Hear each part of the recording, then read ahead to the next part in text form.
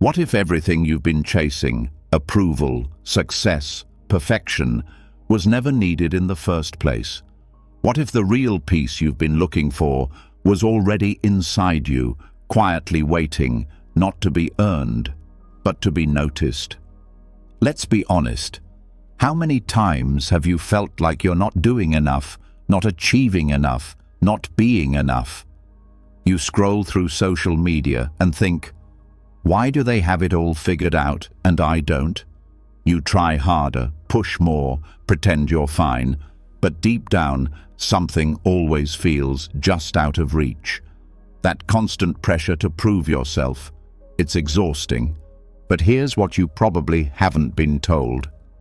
Buddhism teaches that you don't need to do more to be worthy. You don't need to fix yourself to be whole. You don't need to become someone else to finally feel at peace. You're already enough, as you are, right now, in this breath. Tonight, you're going to discover the quiet truths that can set you free. The lessons that don't scream for attention, but gently remind you, you don't have to earn your worth. You only have to remember it. This won't just help you sleep better, it will help you live better. So before we begin, make a simple promise to yourself. Write in the comments, starting tonight, I let go of needing to be more. I am already enough. It's not just a sentence, it's a return to peace, a return to presence, a return to you. Now take a deep breath and let's begin. And now that you've made that promise to yourself, that quiet, powerful vow to let go of the need to become someone else, let's begin with the first step. Because before sleep can reach you, and before peace can hold you, something deeper must be remembered. There is a silence within you. It doesn't beg to be heard. It doesn't try to impress anyone, and it has nothing to prove. But it holds the truth you've been running toward. It's time to return to that silence, not to fill it, but to listen to it. There's a strange thing that happens in this world. The louder someone is, the more others listen. The more someone performs, the more attention they get. Everywhere you look, people are talking, posting, reacting, competing to be seen, to be heard, to be known. But in all that noise, there's something quietly disappearing, something sacred. The stillness inside, the presence that doesn't need applause, the truth that doesn't come with a spotlight. And what disappears with it? The deep-rooted sense that being is enough. Silence doesn't explain itself. It doesn't dress itself up. It doesn't run after validation. And yet, it's the most honest version of you. That part of you that stays steady when words fail. That presence underneath the noise of identity, expectation, and pressure. The silence that doesn't apologize is not passive, it's powerful. Not weak, but grounded. It's what's left when the need to perform has fallen away, and it's what this world desperately forgets. Most of us grow up being taught that our value is in our doing. You get praised for achievements, noticed when you succeed, liked when you stand out, loved when you fit the mold. So over time, you learn to associate noise with worth. The more visible you are, the more you must matter. The more active you are, the more value you must have. But what Buddhism teaches is different. It says, even in the silence, even in the pause, even in the stillness, you are complete. A tree doesn't grow by shouting. The moon doesn't glow because it's trying. The wind doesn't prove anything as it moves. There's a presence in nature that is deeply confident without effort. That's the kind of presence Buddhism helps you remember. the one that doesn't need to be explained. In that quiet space within, there is no striving, there is no should, there is no score to keep, just breath, awareness, and being. And it's in that kind of silence where healing begins. Not the kind of silence that's empty, but the kind that's full of presence. That holds space for every part of you, that doesn't criticize your pace, that doesn't measure your worth by how much you've done today. This silence is the teacher that whispers what no one else will tell you. You don't have to be louder to be heard by your own soul. When you stop apologizing for your quietness, you start uncovering your strength. The strength to say less and mean more. The strength to be overlooked and still feel whole. The strength to not react just to be relevant. Because reaction is not the same as response. Noise is not the same as presence. Attention is not the same as love. And trying harder is not the same as being enough. Somewhere along the way, society sold us the idea that if we weren't constantly speaking, sharing, achieving, producing, then we were being left behind. And that silence was just emptiness. But Buddhism sees it differently. Silence is not a void, it's a doorway, a return. It's the sound of truth when everything else falls away. It's the echo of your original self before the world convinced you to be someone else. Monks often spend years in silence, not because they're escaping life, but because they're moving closer to its center. In silence, the ego softens, the mind settles, and the truth that can't be spoken begins to rise. Not everything important can be said, and not everything that's said is important. That's why silence can sometimes teach more than words ever could. But here's what's tricky. The moment you start listening to your inner silence, the outer world often becomes uncomfortable. People may say you're too quiet, too distant, too different, that you should speak up more, prove more, chase more.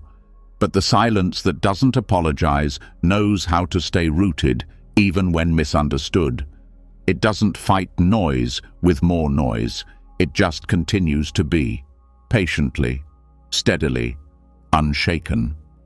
And in that space, something else happens. You stop performing your life and start inhabiting it. You stop chasing the applause and start noticing the breath. You begin to walk slower, eat slower, think slower, but not out of laziness, out of presence. You begin to realize that your value was never in the speed. It was in the stillness you were too busy to feel. Buddhism teaches this through the practice of mindfulness, where even your breath becomes enough, where each inhale is not a means to something else, but a complete event. Each moment full, each action sacred. That means you don't have to keep proving your worth through productivity. You don't have to squeeze meaning out of every second. You can let life be enough as it unfolds without decorating it. And once you realize that, something changes in your nervous system. You stop clenching for approval. You stop over-explaining yourself. You begin to take up space in a quieter way, without apology, without permission. You sit in a room and don't feel the need to justify your presence. You walk down a street without wondering who's watching. You speak, not because you must, but because you choose to. This is the beauty of silent confidence. It's not loud, but it's real. It's not fragile, but grounded. And when you carry it, people feel it, even if they can't explain why. You begin to attract peace instead of drama, stillness instead of chaos, truth instead of performance, because you've made peace with your presence, not because it's perfect, but because it doesn't need to be. And here's where the world begins to change too. When more people stop apologizing for their quiet strength, the whole world begins to shift from performance to presence.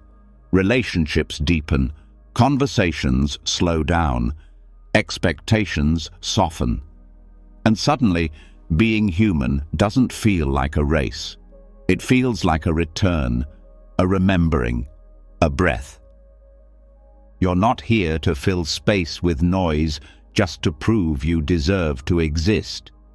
You're here to feel your own being in its full expression, loud or quiet, fast or slow, seen or unseen. Your silence is not a flaw, it's not a gap, it's a form of wisdom, and the more you make space for it, the more your life becomes honest, and the more your presence begins to speak louder than your words ever could. This is why Buddhist monks often start their day not with action, but with stillness, because they understand something most of us forget, that true power begins with presence. Not planning, not talking, not showing, just being. And that being does not need to apologize for its quiet. You don't need to earn your silence through exhaustion. You don't need to win rest like it's a trophy. You're allowed to be quiet now. You're allowed to not respond. You're allowed to just be, and let that be enough. Even when others expect more. Even when the world wants a performance. Even when your mind tries to drag you back into needing to prove yourself. Breathe deeper. Let that thought pass. Return to the quiet within. It's still here. And it always has been, because the silence that doesn't apologize is not here to convince anyone. It's not here to win approval. It's not even here to impress you. It's just here to hold, to witness, to restore. And in its stillness, it says what no words ever could. You are already whole. So, as you drift into sleep, let that be the last thing you hear. Not the noise of unfinished tasks, not the guilt of not being more, not the voice that asks for one more thing. Just this breath, this silence, this enoughness that needs no apology. Let it stay, let it speak, let it hold you until morning. And when the world wakes up screaming again, you'll know something it doesn't. You'll know that silence doesn't need to ask for permission to matter, and neither do you. And now that the silence has spoken, now that you've tasted the presence that needs no apology, there's something even deeper waiting for you. It's not about staying still forever. It's about what happens after stillness, when growth starts to call, but not in a loud voice, not in a straight line, and not on anyone's schedule. You're about to meet a truth that every flower knows, but most people forget, that blooming doesn't happen when others expect it, and that being delayed doesn't mean being broken. There's a kind of pressure that rarely gets talked about, but almost everyone feels it.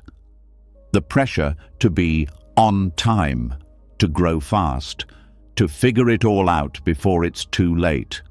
From school to career to relationships, there's this invisible checklist that screams, "Hurry up, you're behind." But Buddhism teaches a very different view. It whispers, you are not a machine, you are nature, and nature doesn't rush, yet everything unfolds. Some flowers open in spring, some not until autumn, some bloom once a year, some only once in a lifetime. But none of them are wrong, none of them are lesser, and none of them compare themselves to the others. Yet people are taught to panic if their progress doesn't match the crowd, if their growth looks slower, if their path curves instead of climbing. But what if delay isn't failure? What if being late isn't even real? The flower that didn't bloom on time doesn't ask for forgiveness. It doesn't shrink back in shame. It simply waits until the light is right, the soil is ready, the air is safe. Because blooming before the time is right isn't success. It's sabotage. And there's a spiritual version of that too. Forcing yourself to be ready just to keep up. Pretending to understand what you haven't lived. Smiling before you've truly healed. That's not wisdom. That's performance dressed in panic. Buddhism invites a different way, one that doesn't rush insight, that doesn't expect peace on a deadline, that doesn't treat healing like a to-do list. The teachings of the Buddha are rooted in patience, not the kind that waits angrily, but the kind that trusts deeply. It's called khanti, the quiet strength to remain steady when results are slow. The flower that didn't bloom on time teaches this without words. It says, "I am still worthy, even in waiting." And this is important, because waiting is often the hardest part of the path, not because nothing's happening, but because so much is, and it's all happening underground, in the roots, in the unseen. And most people miss this. They measure value by visibility, by speed, by milestones they can post or prove. But the best parts of growth happen in silence, in confusion, in surrender. The soil is never glamorous, but it's always necessary. So many people ask, when will I feel better? When will I be whole? When will I finally bloom? But Buddhism gently replies, you already are. Not in a way that dismisses struggle, but in a way that reframes it. Spiritual growth is not something you add to yourself. It's what's revealed when layers fall away. And sometimes that process is slow on purpose. Because fast growth can lead to shallow roots, and shallow roots can't hold much weight. That's why Buddhist practice is centered around presence, not progress. Meditation isn't about achieving a better state. It's about meeting the one you're in with compassion. Mindfulness isn't a shortcut to peace. It's a doorway into patience. The flower that didn't bloom on time teaches us that there's a rhythm to awakening that's not controlled by the ego. And the moment you surrender to that rhythm, something starts to shift. You stop comparing your chapter 3 to someone else's chapter 10. You stop forcing the bud to open before it's ready. You stop treating your journey like a competition, and you start respecting the wisdom of your own pace. Maybe you're blooming in ways no one can see. Maybe your growth is internal, invisible, quiet. But that doesn't make it any less real. In fact, it often makes it more real. There's a term in Buddhism called upaya, skillful means. It refers to the idea that different people need different teachings at different times. No one path fits all. No one truth fits all. The Buddha understood this. That's why he taught in stories, metaphors, questions, not formulas. He knew that what awakens one person might confuse another, that blooming looks different for every soul. And that's why pressure is so damaging, It pushes people to force what hasn't ripened, to pretend they're ready when they're not, to wear enlightenment like a mask instead of letting it grow like a seed. The flower that didn't bloom on time holds a quiet power. It reminds everyone watching, you don't owe the world your readiness. Because spiritual timing is not clock-based, it's soul-based. You may think you're late, but the path may be protecting you. You may feel behind, but the deeper work might be just beginning. Every delay has a lesson. Every pause holds a purpose. The moment you stop labeling yourself as not enough yet, your healing begins to deepen. And that healing can't be rushed. This is why Buddhist temples are built in places of stillness, high on mountains, deep in forests, far from the rush. Because silence teaches something loud environments cannot. It teaches you to trust the unfolding, not demand it. The monks don't track their growth in months. They track it in awareness, in stillness, in non-reactivity. And those things can't be scheduled. Growth often happens in subtle ways. A reaction that didn't happen. A trigger that felt softer. A thought that used to control you but now passes like a cloud. That's blooming. That's change. That's progress. But it's quiet. And if you're always chasing the dramatic transformation, you'll miss the real one. The one happening in how you breathe, how you speak to yourself, how you return to calm a little faster than before. The flower that didn't bloom on time never questions its value. It doesn't think, I'm not like the others, so I must be broken. It doesn't beg the bees for validation. It just waits. And then one day, it opens, not louder than the others, not more perfect, but completely itself. And in that moment, no one remembers how long it took. They only see the beauty that arrived when the time was right. That's what Buddhism means by non-attachment to outcome. It's not about not caring, it's about not clinging. You still water your life, you still tend to your path. But you don't scream at the soil for answers. You don't curse the rain for being late. You live with a kind of relaxed urgency, committed but not obsessed, present but not pressured. And from that space, peace begins to grow. Not because your life is perfect, but because you've stopped judging it by someone else's clock. You've stopped using speed as a measure of self-worth. You've stopped confusing blooming with proving, and now your journey gets to breathe. Now your soul gets to unfold without being rushed. Even the Buddha took years of wandering before awakening. He didn't just sit under a tree and instantly reach enlightenment. There was doubt, struggle, delay, and yet none of it was wasted. Every moment was part of the flowering. Every step, even the slow ones, shaped the path. The flower that didn't bloom on time teaches that. It teaches patience not as punishment, but as preparation. So if tonight you feel like you're still in the soil, still unseen, still unsure, still unfinished, know this: you are not behind. You are being formed. And the silence you feel isn't emptiness.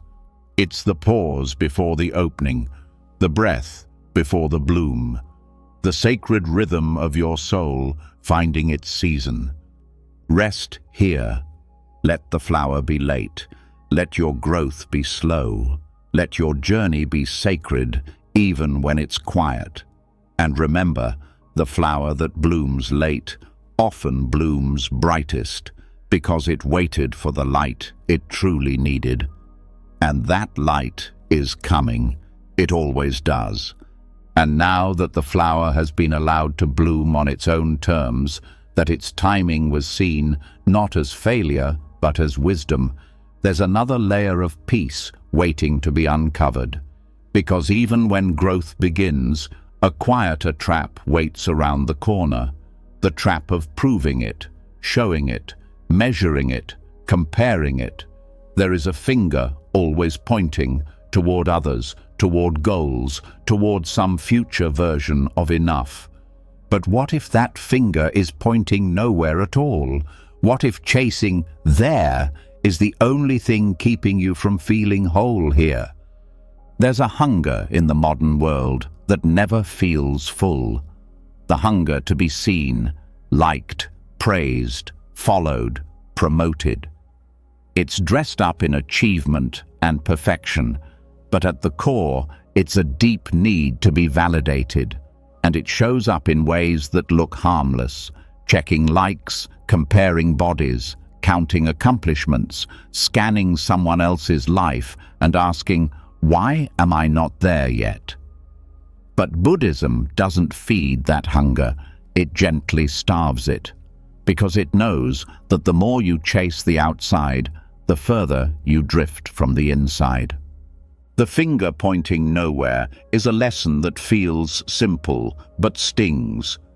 It reminds us that we've been told to seek identity in all the wrong places, in titles, in numbers, in milestones, in being chosen. But when the Buddha held up a single flower during a sermon and said nothing, only one monk understood. The teaching wasn't in the explanation, it was in the direct seeing, the moment, the presence, no pointing, no future, just what is. That monk, Mahakashyapa, smiled. And that smile became the first Zen transmission. Because the truth didn't need to be chased. It was already here. External validation is addictive because it mimics love. It gives you a quick hit of approval, a short-lived sense of worth. But it never lasts, because it's based on conditions, on approval that can be withdrawn, on opinions that shift. One day you're praised, the next day forgotten. If your identity is built on applause, then silence feels like erasure. But Buddhism teaches another way. It says, don't find yourself in reflections. Find yourself in stillness. The endless scroll of comparison is a poison that wears the mask of motivation. It tricks you into thinking others are ahead and you're behind. But what race are we even running? Who decided what ahead means? There's no medal for looking the most perfect. There's no trophy for suffering in silence while pretending everything is together. The finger pointing nowhere invites you to step off the racetrack entirely, to see that the only path worth walking is the one that leads inward. Zen koans often seem confusing, paradoxical, even absurd, like asking what your original face was before your parents were born, or what sound a single hand makes when clapping, but they aren't meant to give answers. They're meant to break the mind's obsession with linear progress, to shake you out of thinking that truth is a destination. They point, but not to the goal. They point to the emptiness behind all chasing. And emptiness in Buddhism isn't despair. It's freedom. It's the release from labels, from needing to be better than, from craving to be admired. When you drop the need to be special, you make space to be real. When you stop chasing what others have, you see what you already are. That's why the Buddha taught non-attachment, because clinging creates suffering, and the tightest grip of all is the one around being seen. Validation isn't evil. We all want to be appreciated. But when it becomes the fuel that drives your identity, you lose touch with your own center. You start acting based on how others will react. You speak not to express, but to impress. You choose paths not from joy, but from how impressive they'll look. And that's when the self begins to vanish, not in enlightenment, but in exhaustion. In Buddhist psychology, the idea of anatta, or non-self, is often misunderstood. It doesn't mean you don't exist. It means the self you think you are, this bundle of comparisons, roles, and stories, is not fixed. It's not who you truly are. And when you stop defending that false self, a softer self emerges. One that doesn't need to be better, just present. One that doesn't need to win, just be. The finger pointing nowhere is a reminder that the direction you're looking may be the problem. That maybe there is no perfect version of yourself waiting to be unlocked through more effort. Maybe the effort is what's keeping you away from seeing clearly. Like muddy water that only clears when left alone, sometimes the mind finds peace, not through striving, but through stillness. This is why so many monks give up status, possessions, and external success. Not because they hate life, but because they've seen that those things can become a cage. A golden cage, perhaps, but still a trap. The applause you depend on becomes the leash you can't see. And suddenly, silence feels scary. Solitude feels threatening. And your own opinion of yourself becomes the one you trust the least. Comparison kills not just joy, it kills presence. Because instead of seeing your life, you only see the gaps between yours and someone else's. You walk through a beautiful day and miss it entirely because your mind is replaying someone else's highlight reel. The wind doesn't move you. The food doesn't touch you. The breath doesn't land. Because you're somewhere else, trying to catch up to a person who's not even thinking about you. The Buddha's teaching of dukkha, or suffering, begins with craving. Wanting things to be different than they are. Wanting yourself to be different than you are. Wanting to be seen as enough instead of knowing it. But that craving doesn't end by getting more. It ends by needing less. When you realize that no amount of praise will quiet a mind that doesn't believe in its own worth, you stop trying to collect praise like currency. You start resting in what's already here.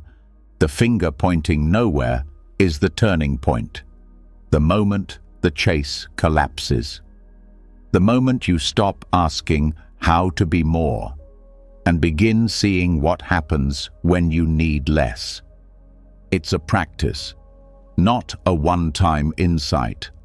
Every day, the mind will try again, to compare, to compete, to wonder if you're doing enough, growing fast enough, healing properly. And each time, you can gently bring it back, not with force, but with awareness.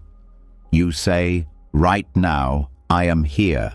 You remind yourself, right now, this is enough. Even if your breath is shaky, even if your healing is incomplete, even if no one notices what you're doing, you're not blooming for approval, you're breathing because you exist. That is enough reason to stay, enough reason to keep going, enough reason to rest. And as this sinks in, a strange kind of peace starts to grow. The need to impress fades. The urge to announce your worth begins to soften. And instead of measuring your day by what got done, you begin to measure it by how deeply you showed up for yourself, by how honestly you met your own mind, by how kindly you spoke to your own pain. That's real progress. But it won't win awards.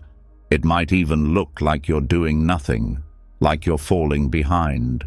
But inside, Something is shifting, the quiet confidence of someone who doesn't need permission to exist, the rootedness of someone who no longer checks mirrors to feel real, the grace of someone who isn't pointing anywhere but is present everywhere.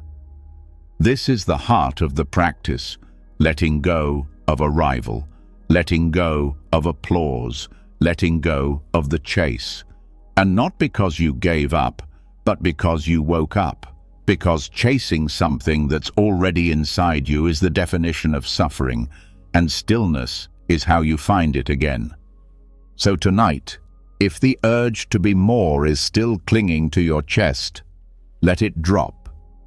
Not with anger, just release it gently, like a leaf falling from a branch. You don't need to go anywhere. You don't need to be someone else. The finger pointing nowhere has always been telling the truth. There's nowhere you need to be but here. Nothing more you need to become but this. And no one else you need to be compared to but the person you already are, resting quietly in the center of your own enoughness. This is not the end of growth. It's the beginning of freedom. Not because everything is fixed, but because you've stopped needing to prove it. And in that space, real transformation begins. Quiet, honest, rooted, enough. And once the chasing stops, once the finger that pointed in every direction finally rests, what remains is not emptiness, but something ancient and full. Beneath all the proving, beneath all the comparison, there was always a belonging too large to see. But it's easy to forget, easy to feel small, easy to believe the lie that worth is something individual, earned alone. What happens next is not a new search, but a deep remembering. A return to the truth of connection, to the sacred whole we were never separated from. This is the story of the raindrop that forgot it was the ocean. There are moments when the weight of self-doubt feels unbearable, when every flaw is amplified and every strength feels like a lie. The mind becomes a mirror that only reflects what's missing. And in those moments, it's common to feel isolated, to think, I am not enough. But Buddhism sees this pain not as a personal failure, but as a symptom of forgetting who and what we are part of, like a single raindrop caught mid-fall, afraid of crashing, unaware it's returning home to the ocean. The self feels fragile when it thinks it's alone, when it believes it must carry everything, prove everything, survive everything without help. But this is a distortion. Buddhism teaches into being, the idea that nothing exists by itself. Everything is linked. Every breath is borrowed from the trees. Every drop of water once passed through clouds, rivers, tears. Even your thoughts are made of language passed down from generations. You are not an isolated self. You are a living node in something vast, sacred, and whole. Thich Nhat Hanh once wrote that a cloud never dies. It only transforms into rain, into river, into tea in your cup. And yet, if the raindrop forgets the cloud it came from, it may panic. It may believe it's falling forever, alone, insignificant. That's what self-doubt is. Not a lack of ability, not proof of being less, but the forgetting of connection, the forgetting of belonging, the forgetting that nothing in nature is meant to be separate. The more disconnected you feel, the more your mind invents reasons to explain the ache. It blames your body, your past, your pace, your worth. But none of those are the root. The root is disconnection. The soul forgets that it is held by something larger, that it does not need to shine alone to have value. In Buddhism, this is why Sangha, spiritual community, is one of the three jewels. Because even enlightenment is not meant to be carried solo. When the raindrop thinks it's separate, every drop around it looks like a threat. Comparison becomes competition. Fear becomes identity. Instead of flowing together, the world becomes a battle of survival. But when the raindrop remembers the ocean, it stops resisting gravity. It lets go. And in that surrender, it doesn't disappear. It expands. It becomes more, not less. It returns, not as a fragment, but as fullness. This is not just poetry. It's a practical truth. The more the ego tightens, the more anxiety grows. The more you try to define yourself apart from others, the more isolated you feel. But in Buddhist meditation, the boundaries of self begin to soften. You start noticing that your pain is not uniquely yours, that others feel this too, that suffering is not a mark of failure, but a thread of connection. It's how we understand each other, how we open to compassion. Even the idea of my life begins to loosen. What if this life is not yours, but ours? What if you're not just a person trying to make it, but a part of life expressing itself in this form, for this moment? That shift changes everything. You begin to carry your sadness with more grace. You begin to treat others' joy as your own. Because the line between self and other stops being a wall. It becomes a window. The raindrop forgets it's the ocean when it lives in constant self-judgment, when every action is evaluated in isolation. But Buddhist practice slowly peels that back. You begin to sit with thoughts without grabbing them. You learn to breathe without expecting results. You notice how your inhale is someone else's exhale, how your peace helps others relax, how your healing ripples out. In a Western worldview, the self is often treated as a project to perfect. In Buddhism, the self is a construction to see through. That doesn't mean you don't exist. It means you are not limited to the identity you defend. You are not confined to the roles you've played. You are not the voice that whispers you're not enough. You are something larger, and the more you remember that, the quieter the voice becomes. This isn't about erasing individuality. It's about balancing it, about seeing the self as a wave, not the whole sea. Unique, yes, but not separate. Distinct, yes, but not disconnected. And when you live with that understanding, shame begins to dissolve. You stop asking, "What's wrong with me?" and begin wondering, what part of the whole is moving through me right now? Sadness becomes less of a personal crisis and more of a shared human tide. It still hurts, but it doesn't isolate. This is what the Buddha meant when he spoke of dukkha, not just pain, but disconnection from the way things truly are. The path to freedom is not self-perfection, it's self-transcendence, not by rising above others, but by remembering you're not apart from them. Your fears, your dreams, your wounds, they are echoes of the whole.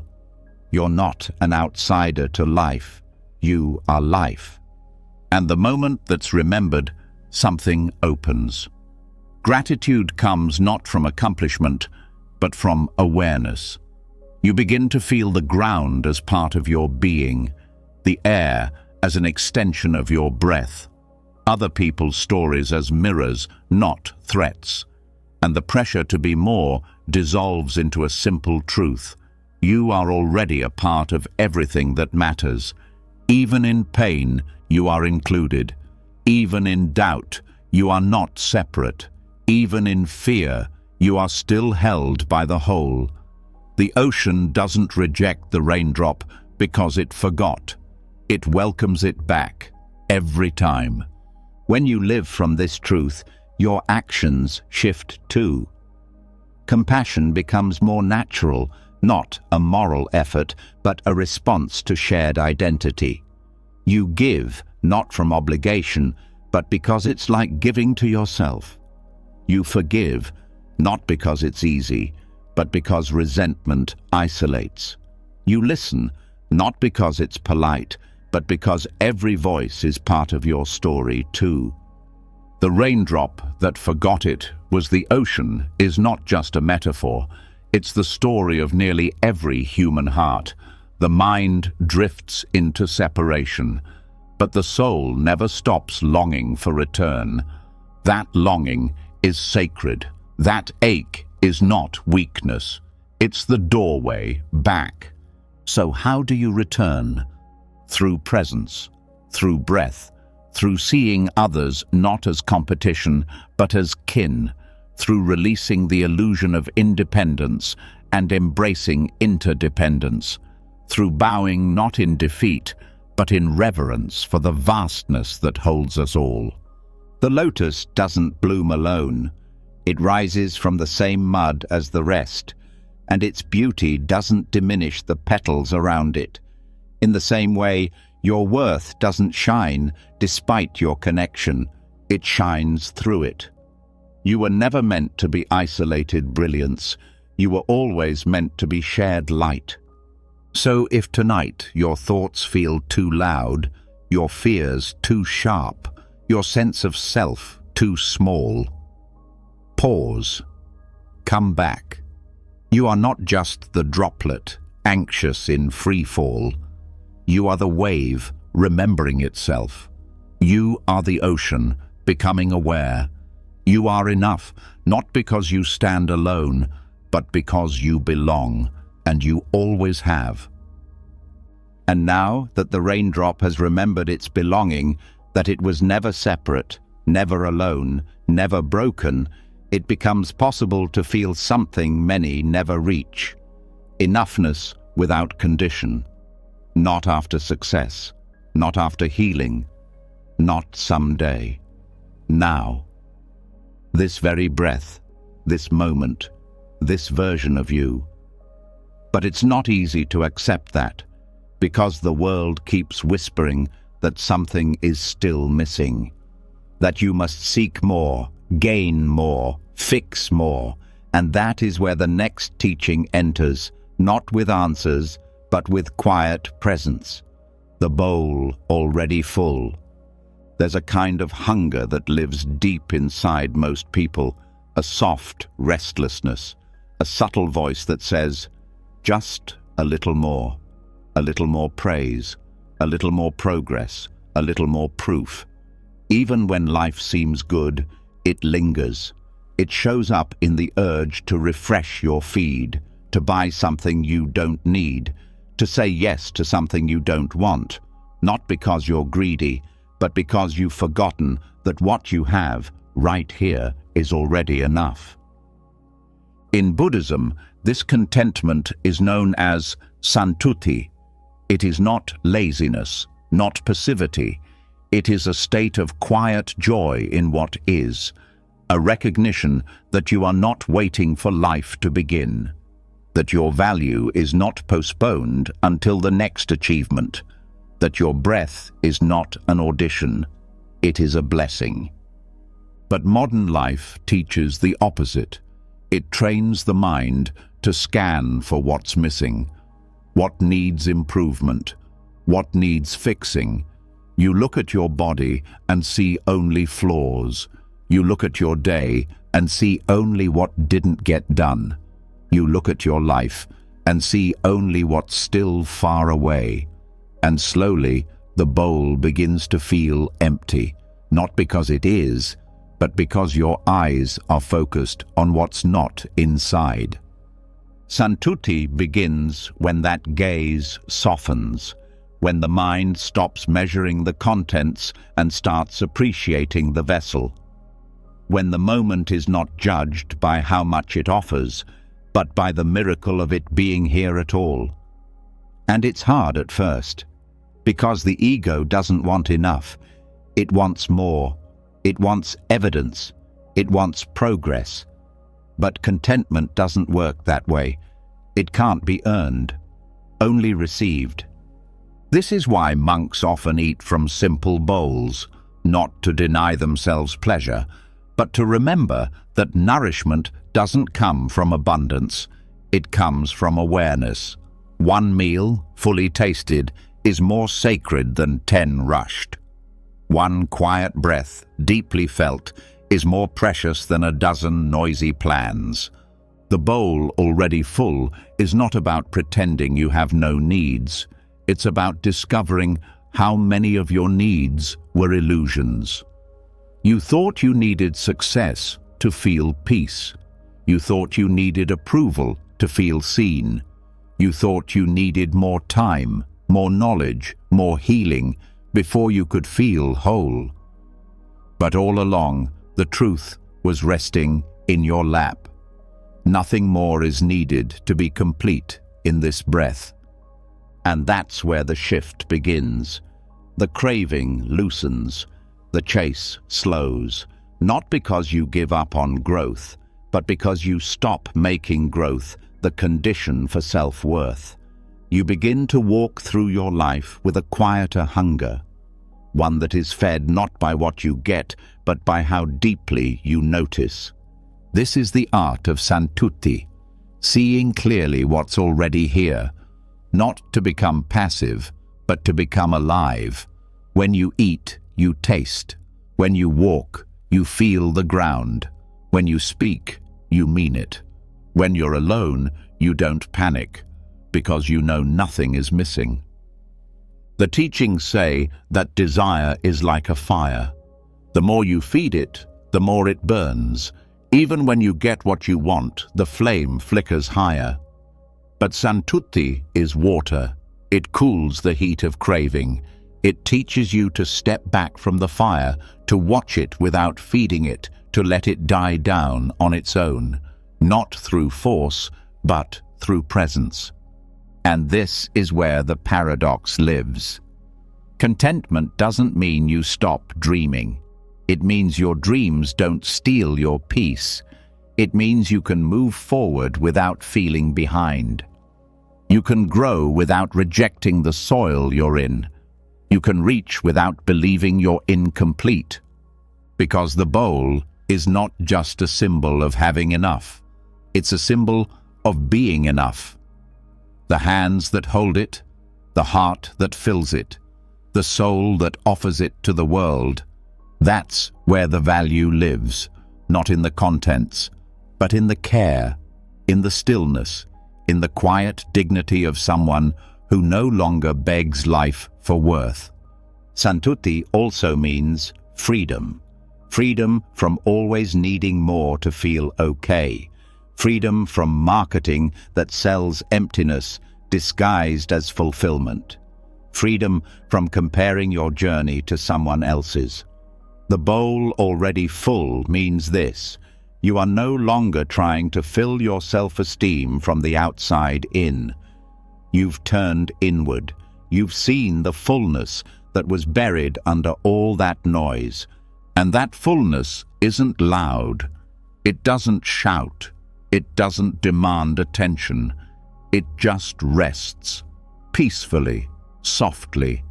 And the more you meet it, the more natural it becomes. You don't have to convince yourself you're content. You only need to stop covering it with stories of lack. Stories of, I'll be happy when. Stories of, this isn't enough. That's why mindfulness is the doorway. Not because it makes life perfect, but because it helps you notice how perfect this breath already is.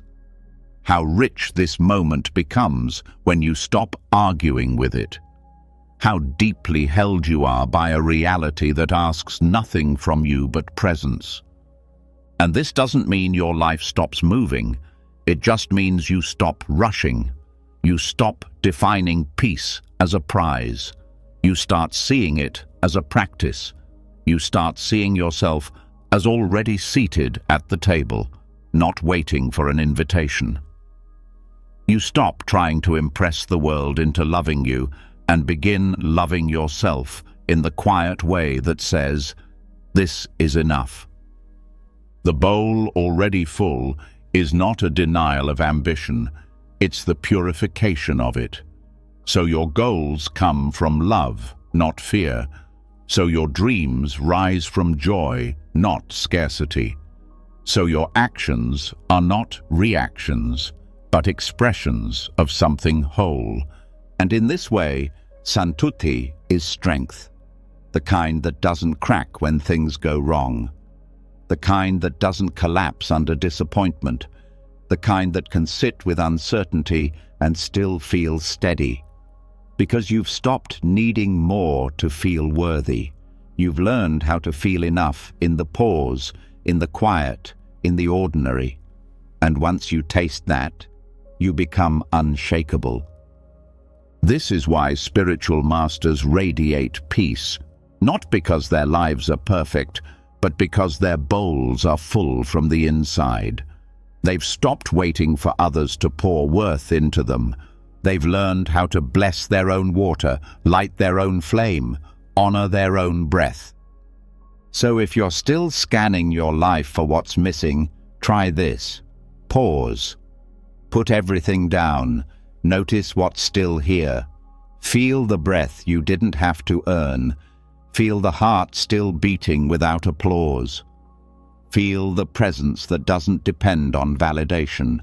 And ask quietly, what if this is already enough?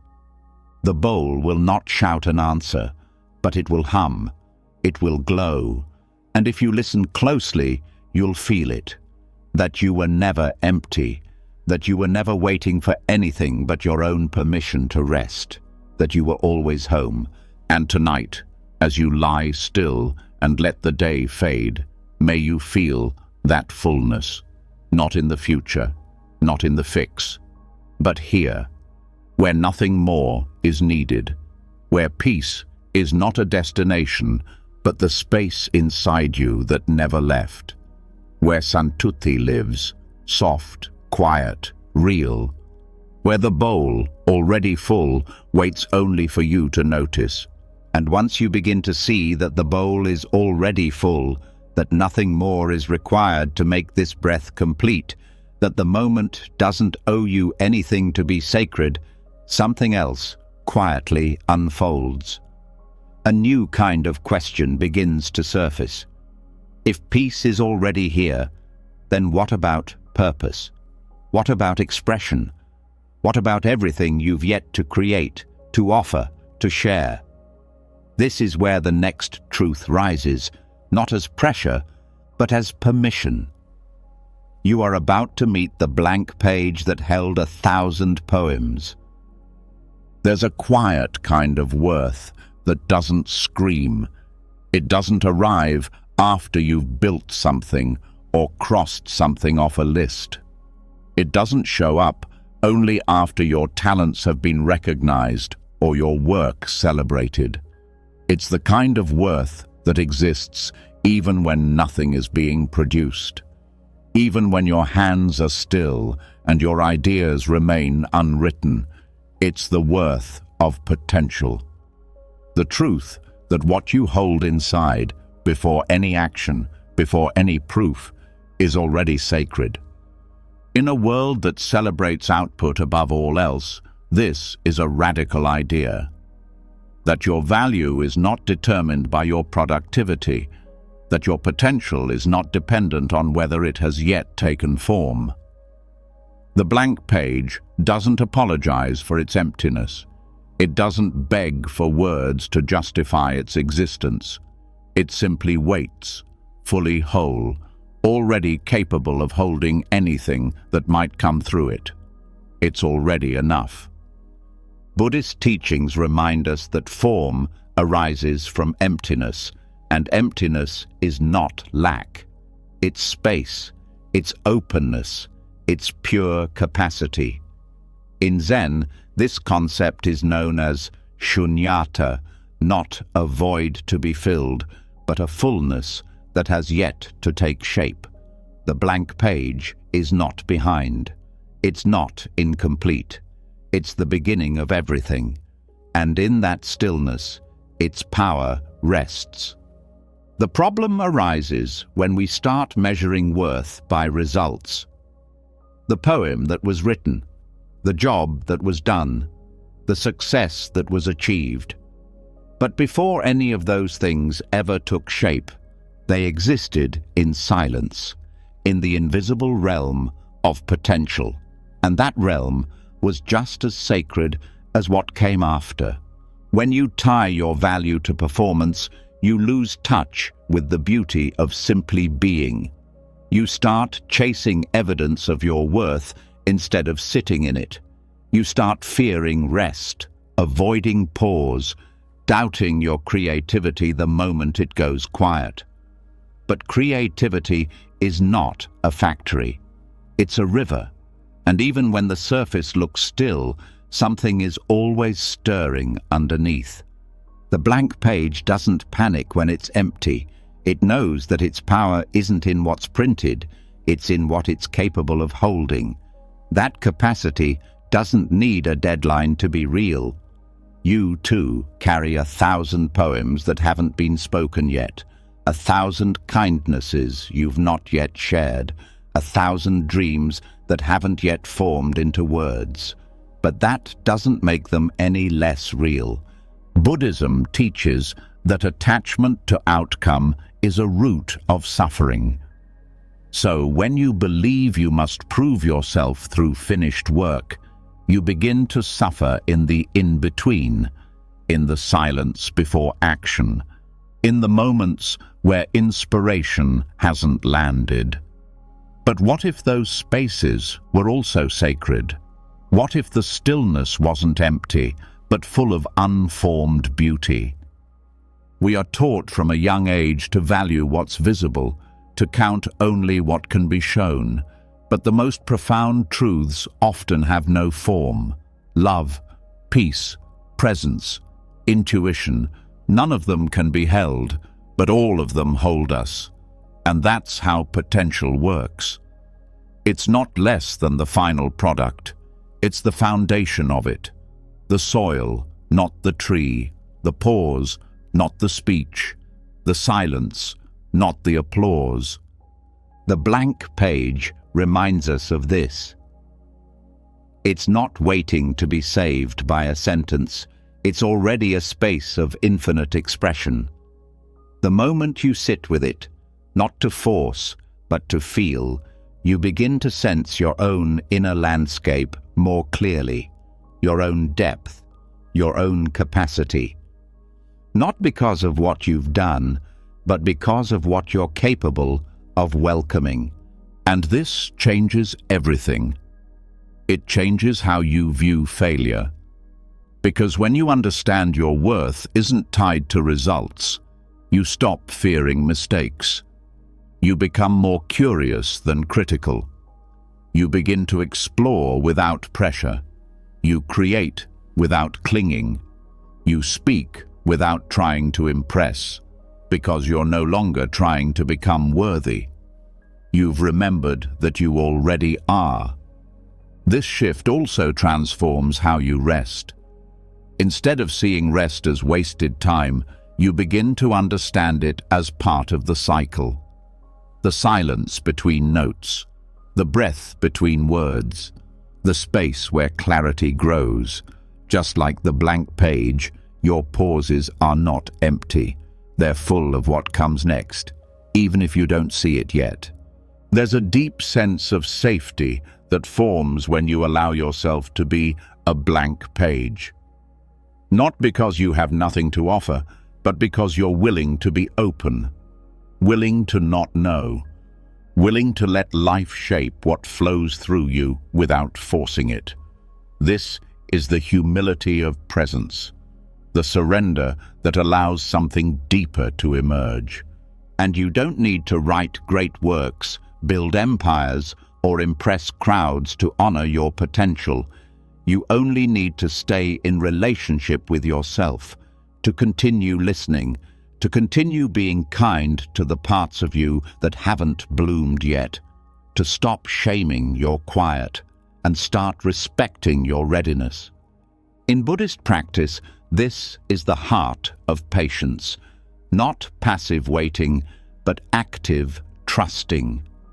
Trusting that what is needed will come when it's ready, that forcing it won't make it truer, that even if nothing comes, you are still whole, you are still enough, because your essence is not defined by output, it's defined by awareness. When you begin to treat your life as a blank page, you hold it gently. You don't rush to fill it with noise. You begin to notice what's already written in the silence. The old memories still vibrating in your chest, the dreams that visit you in the night, the wisdom that rises when you stop pushing. These are the invisible poems, the ones that shape who you are long before you speak them aloud. And even if the world never sees those poems, even if your deepest beauty is never applauded, it doesn't become less real. The tree doesn't ask for approval before growing. The sky doesn't ask for permission to hold stars. Your inner potential doesn't shrink just because it hasn't been witnessed. You are more than what the world can measure. This is why compassion is vital on the path. Because when you forget your worth, you need a soft place to land. And what softer place is there than the truth that you are already worthy, even when still, even when unsure, even when quiet? The blank page is a friend.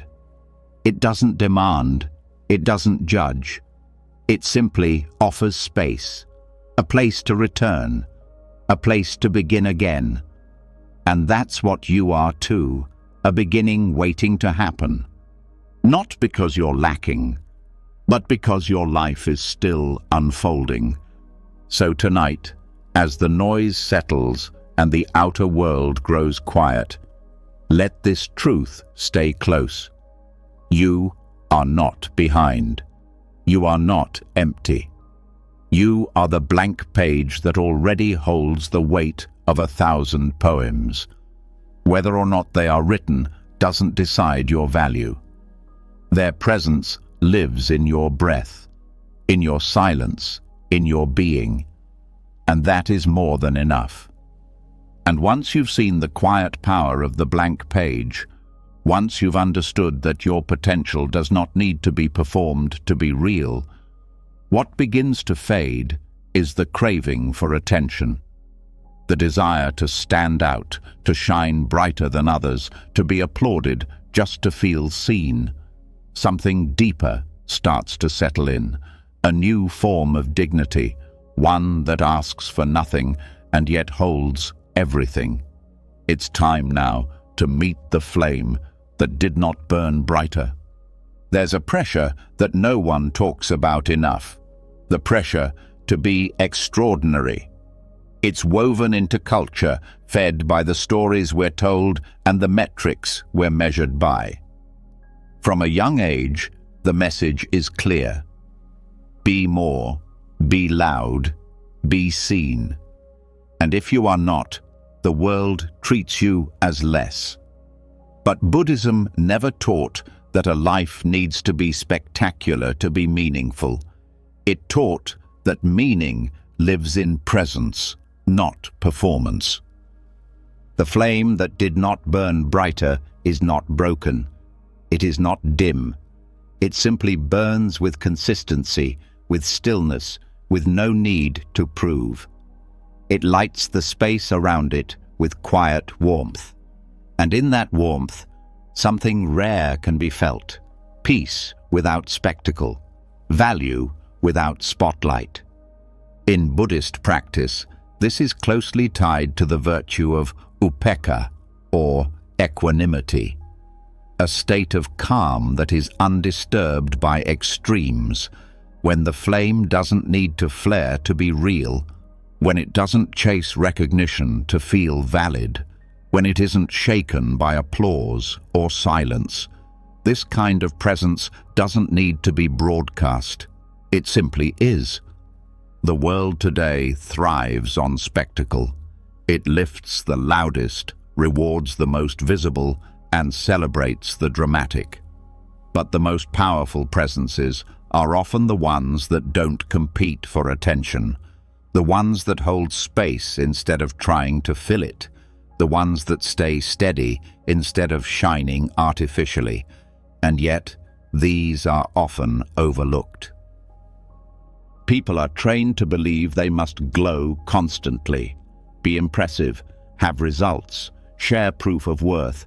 But what Buddhism invites is the exact opposite, a return to presence that does not bend for validation, a flame that burns, not for praise, but because it's alive. This kind of presence is rare because it cannot be manufactured. It comes only when the need to be more begins to dissolve, when a person begins to feel their value without external mirrors, when the inner light becomes enough, not brighter, just real, just rooted, just steady. The flame that didn't burn brighter teaches a new kind of success, one that isn't made of noise, but of peace, one that isn't based on what others see, but how deeply you are in your own life. A success that doesn't show up on timelines, but in the way your presence brings ease to others, in the way your stillness helps others breathe. Not everyone will notice, not everyone will applaud, but those who carry real presence rarely need that. They understand something the world has forgotten, that meaning is not always dramatic, that the most important shifts often happen quietly, without announcement, that the most sacred moments are often invisible. In monastic life, monks often live in silence. They rise early, eat simply, and serve without recognition. Not because they lack purpose, but because their purpose isn't tied to performance. Their flame doesn't flare, it just stays. And in that staying, it warms generations. This kind of life contradicts modern values. It goes against the current. But it also offers something modern life cannot: the ability to feel whole without needing to be known, the ability to contribute without needing credit, the ability to live without turning yourself into a brand.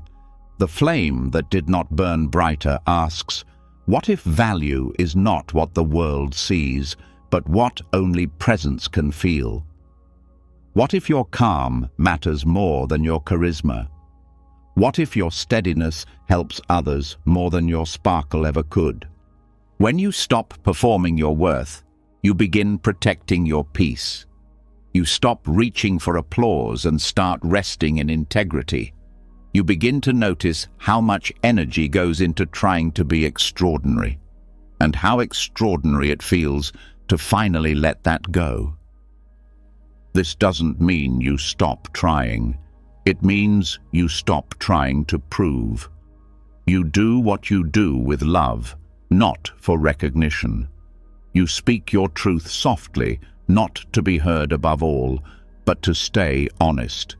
You give, not for applause, but because giving is your nature. Buddhism speaks often of the middle way, a path that avoids both excess and deficiency. The flame that does not burn brighter walks that path. It doesn't dim itself out of fear. It doesn't exaggerate itself out of insecurity. It just burns, consistently, quietly, lovingly. And that kind of flame is trustworthy. It can't be shaken by moods. It doesn't flicker based on who's watching. It becomes a place others return to, not because it dazzles, but because it feels safe. That's the power of quiet dignity. It becomes a light, not by shouting, but by staying. This is also why Buddhist teachers emphasize humility, not false modesty, but the kind of humility that comes from knowing your worth isn't dependent on being louder than others. You don't need to outshine, you only need to stay lit. The flame that did not burn brighter reminds us that staying consistent is also sacred, that being present, even when uncelebrated, is a form of devotion, that a quiet life is not a wasted one, that you are not invisible just because you are not loud. And there's relief in that. Relief from the pressure to prove, relief from the endless race for more attention, relief from the fear that if no one sees you, then you don't exist. The flame knows better. It lives with purpose, not spectacle. It touches everything without needing to be seen.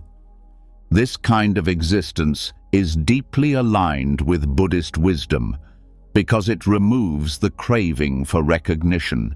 It dissolves the clinging to identity. It brings you back to the present moment, not to impress it, but to inhabit it fully, without needing it to applaud you back. And slowly, that presence changes the way you move through life. You begin to walk through rooms without analyzing how you're being perceived. You begin to offer love without expecting it to be measured. You begin to speak softly, not because you doubt yourself, but because your voice no longer needs to echo to feel real. You begin to feel safe being quiet, safe being unseen, safe being enough even when the room doesn't notice. And from that safety, something softer grows, a kind of peace that isn't excited but stable, a kind of strength that doesn't demand but holds, a kind of value that doesn't need to prove itself anymore. This is not giving up. This is arriving at a place where your light doesn't have to flare to matter, where your contribution doesn't need a stage, where your love doesn't need to trend. The flame that did not burn brighter still warmed the whole room. So tonight, as the noise fades and the expectations dissolve, let this truth reach you where words cannot. You are not meant to shine brighter just to be seen. You are meant to burn truly, steadily, lovingly, even in silence, even without celebration. Because you are not here to impress the world. You are here to light what you can, while you can. And that is more than enough.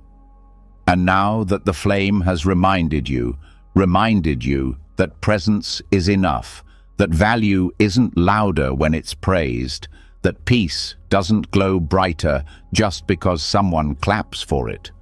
What begins to shift is the way you move, not just through a room, but through your life.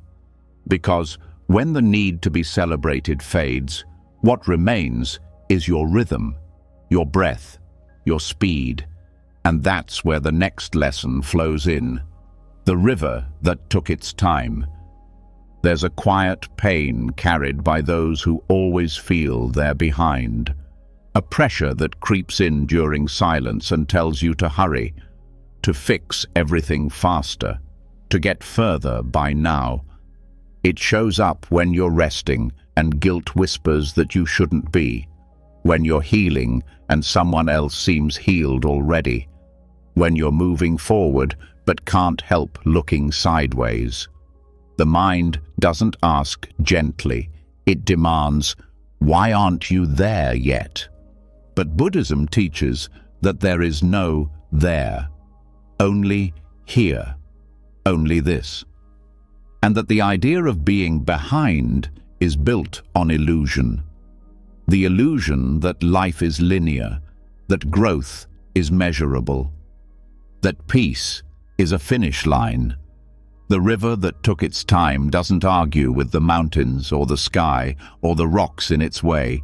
It doesn't apologize for curves or pauses or detours. It flows, and that flowing is the journey.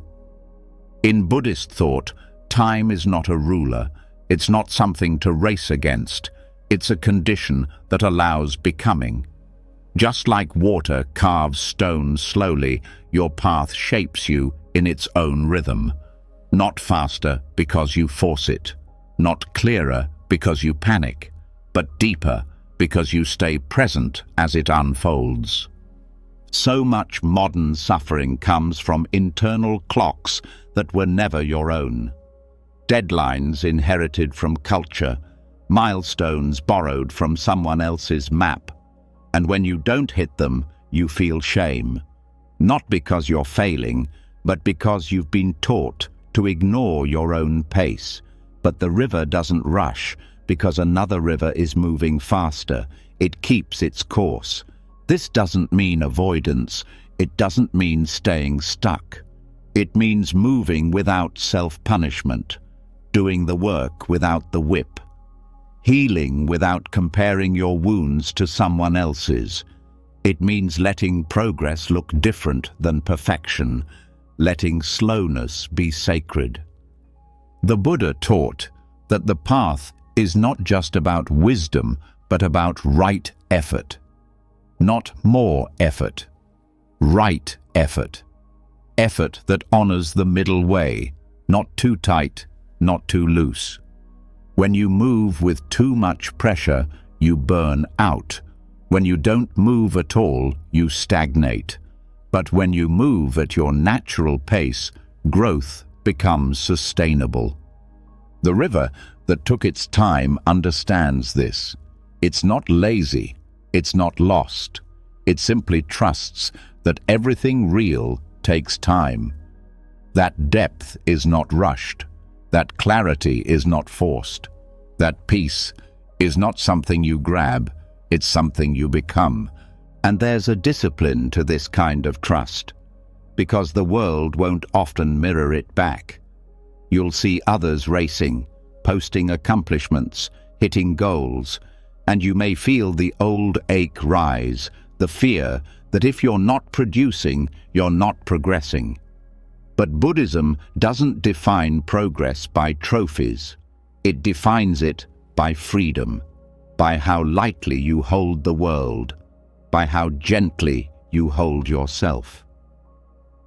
This is where patience becomes a spiritual power.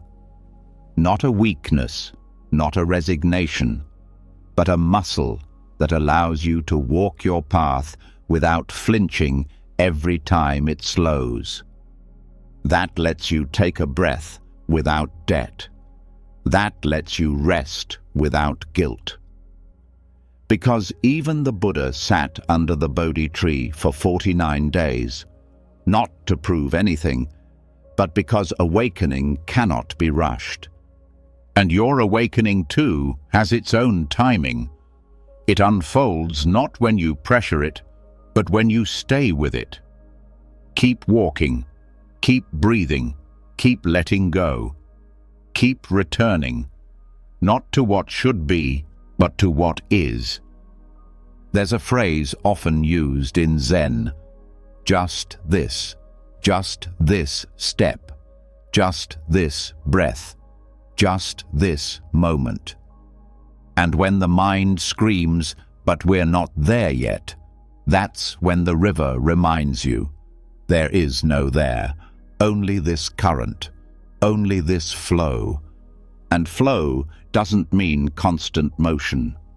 Rivers deepen in still pools. They pause at bends. They hold space for everything they touch. That's how you can begin to live. Not by measuring your distance from someone else's shore, but by feeling your own current, your own direction, and trusting that where you are right now is worthy of your full attention. This also means letting go of urgency as identity. So many people define themselves by how much they accomplish, by how fast they fix things, by how quickly they bounce back. But urgency is not a virtue when it's born from fear. It's a burden, a thief. It steals your present by convincing you the future needs to be here now. But the river knows better. It knows that speed can't deepen wisdom, that pressure doesn't purify the heart, that guilt never creates grace. And so it moves at the pace of presence. It lets the day be what it is.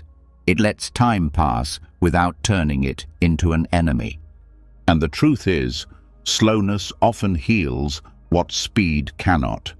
Rushing only hides the wound. Stillness lets it be seen. In Buddhist practice, sitting meditation is not about escape. It's about witnessing. Being with what is, without fleeing, without fixing, without forcing. It's uncomfortable at first, but eventually something softens. The river begins to move inside you. That's when real transformation begins, not as a sprint, but as a steady unfolding, not in fireworks, but in quiet integration. You stop needing to announce your healing. You stop needing to prove your pace. You stop fearing delay, because you've seen the truth. What's real takes root slowly, and what's slow is often the most sincere. The river also teaches surrender, not the kind that gives up, but the kind that stops resisting, that stops arguing with the bends in the path, that lets the rocks be part of the journey, that knows even detours are sacred, even pauses are purposeful, even uncertainty is part of movement. This kind of surrender doesn't mean you stop growing. It means you stop growing in pain. You stop needing your life to look like someone else's. You stop needing the journey to be linear, and you begin to honor your rhythm like a ceremony, sacred, whole, and unrepeatable. The river that took its time is not a story of delay. It's a story of devotion, to a path walked fully, to a truth lived slowly, to a life that doesn't ask for speed, only sincerity. So if you find yourself doubting your pace, if your mind whispers that you should be somewhere else by now, pause, listen, feel. The path is not behind you or ahead of you. The path is under your feet. It's in this very breath, this inhale, this exhale, this now. Let it be enough. Let the river carry you, not to some perfect destination, but deeper into yourself.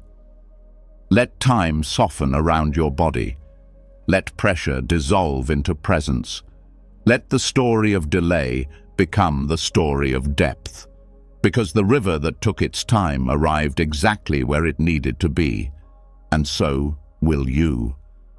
And now that the river has been trusted to take its time, that you've seen how pressure fades when presence becomes the path, what begins to come into view is the space between effort, the parts of life that pass silently, without applause, the moments no one records, the progress that isn't posted, the worth that never asks for attention.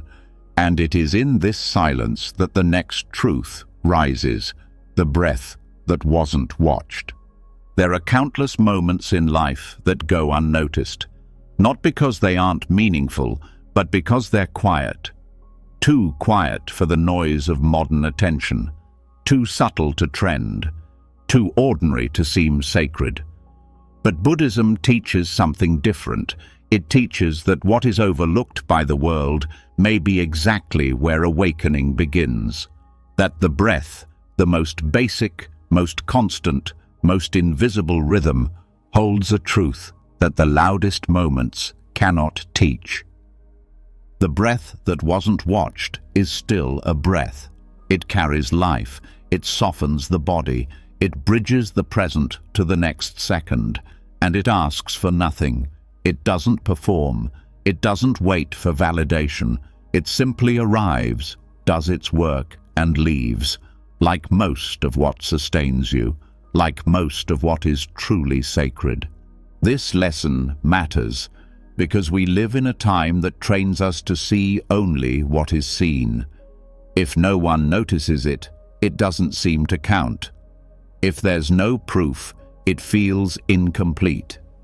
And slowly, a habit forms, the habit of living outward, of doing everything as if being watched, measuring yourself not by how it feels, but by how it looks. But Buddhism invites the opposite. It invites you to sit down and breathe without performance, without expectation, without audience. It is in this simplicity that something breaks open. You realize how much effort has been spent trying to be seen, trying to be noticed enough to feel like you matter. But the breath doesn't need to be watched to work. It doesn't ask for likes. It doesn't care for praise. It just continues, softly, silently, sincerely. This is the heart of Buddhist mindfulness, noticing what has always been here, not by striving for insight, but by relaxing into presence. And in that presence, you begin to see the dignity in the unnoticed, the value in the uncelebrated, the peace in the breath that was never watched but never failed. So much of self-doubt comes from forgetting this, from thinking that your worth lives in someone else's recognition, that your actions only matter if they're remembered, that your peace must be proven. But it doesn't. The most honest things in life are not performed. They are lived. And your breath has been living you since the beginning. Every breath is a return, a homecoming, a moment that says, you are still here, and that is enough. No matter what else is happening, no matter what hasn't been achieved. The breath carries no judgment, no hierarchy, no conditions.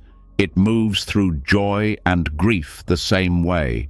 It holds success and struggle equally, and it doesn't stop working when no one's looking. That is what you are too. You do not stop being worthy just because no one is watching. You do not stop being enough just because your light isn't loud. The truth of who you are is not in how seen you are, but in how sincerely you exist, even in silence. Buddhist teachings often remind us to return to the breath, not because it's glamorous, but because it's constant. It brings you back when the mind wanders.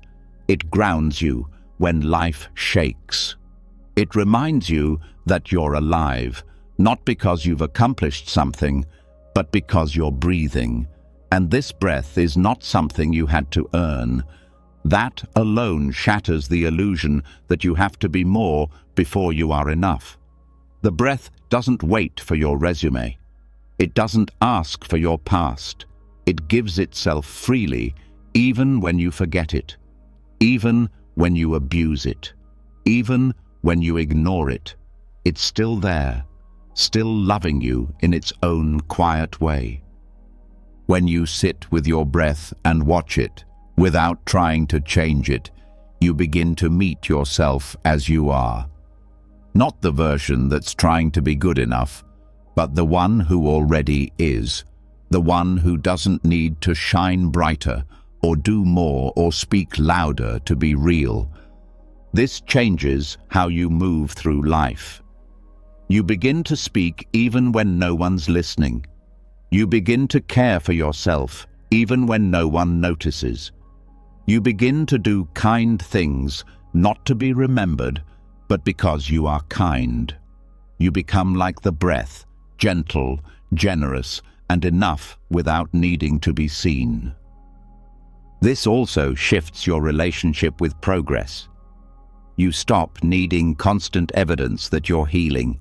You stop needing every step to be witnessed. Because you know what's true doesn't vanish just because it's quiet. You begin to trust the unseen parts of your path, the subtle transformations, the emotional shifts that no one applauds, but that change everything inside. And slowly, a new kind of strength forms.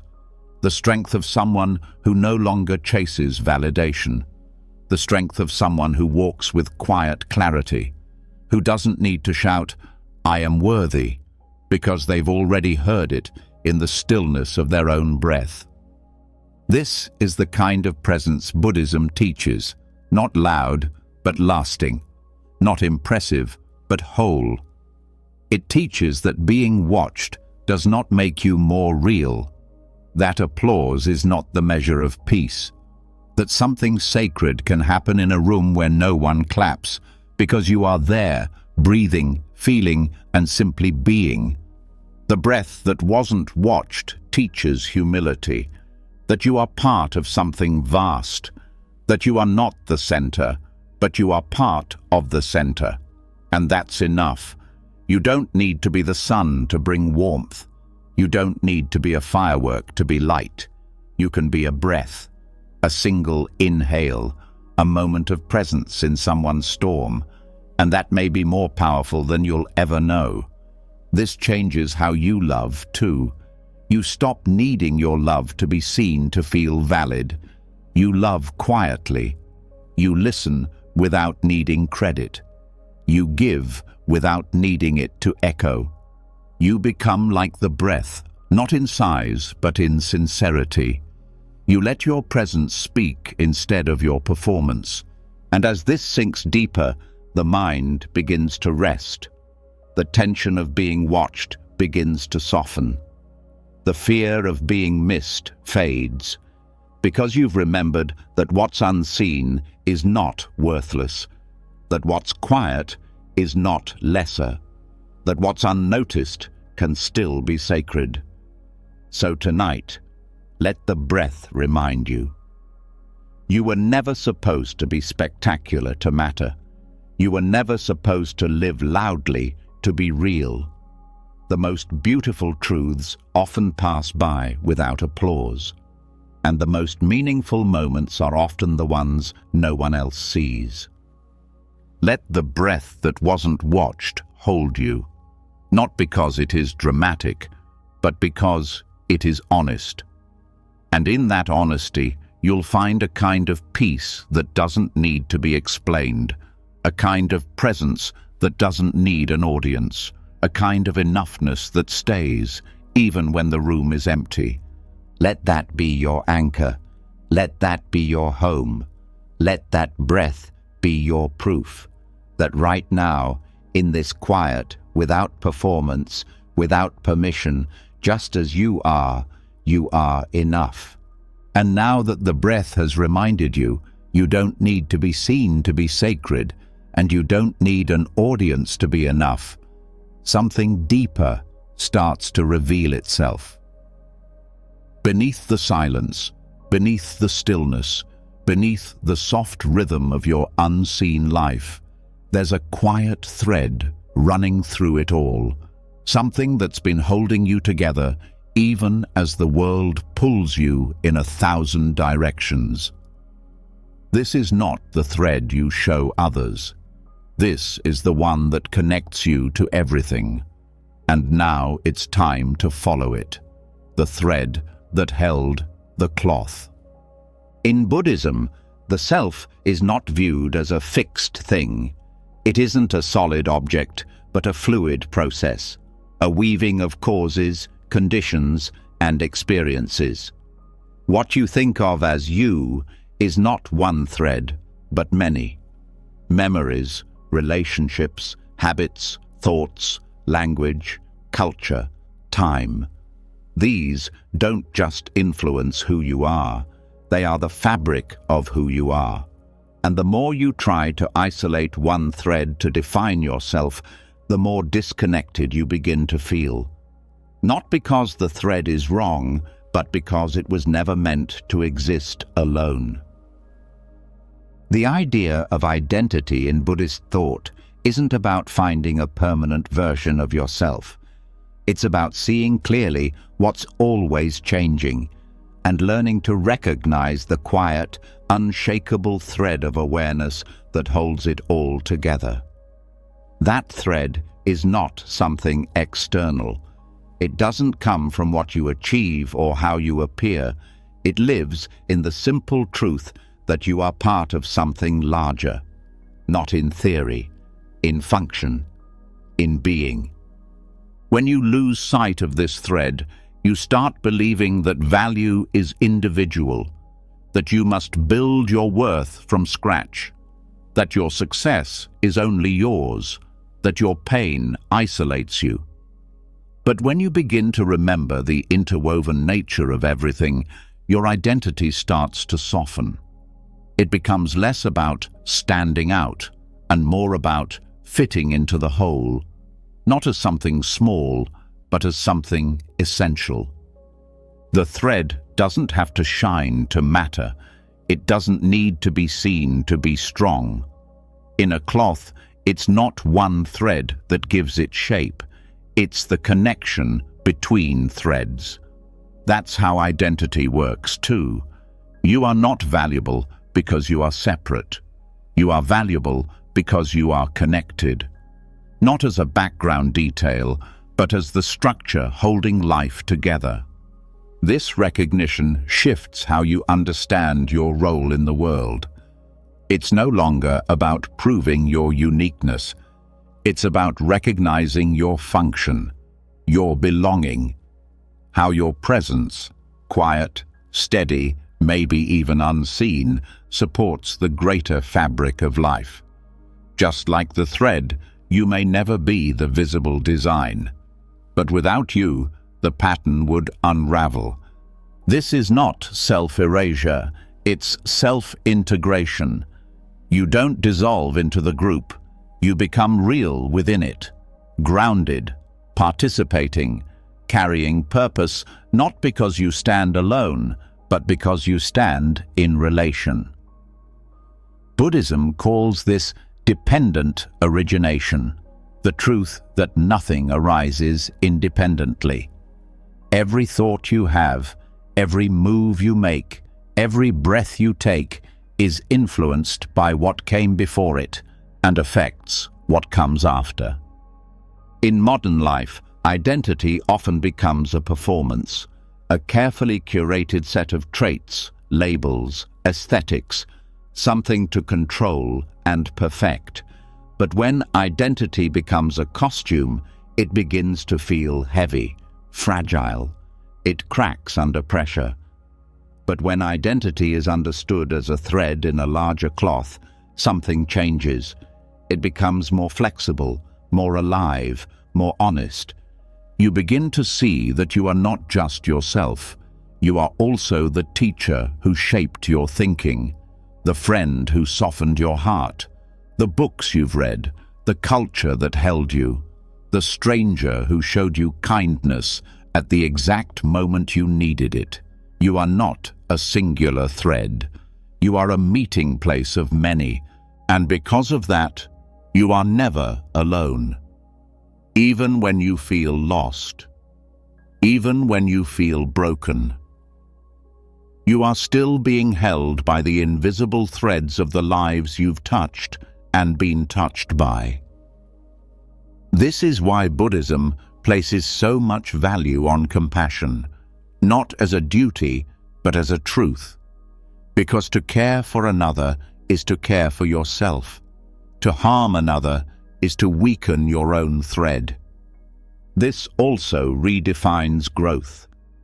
Instead of trying to become better in isolation, growth becomes about deepening your relationship to the whole, being more honest, more present, more connected. It's not about adding something new, but about discovering the pattern that was always there. The pattern that your thread has been part of from the beginning. And that pattern is not static. It's constantly moving, breathing, shifting, like a living cloth.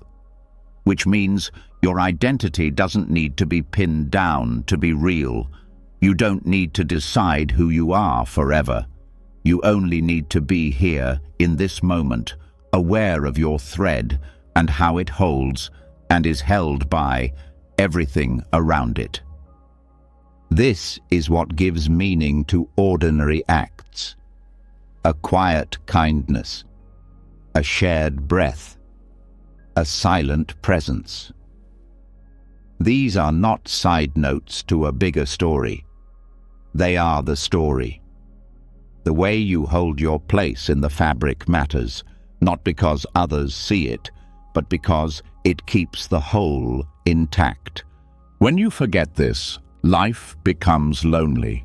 You begin to believe that your worth must come from standing out.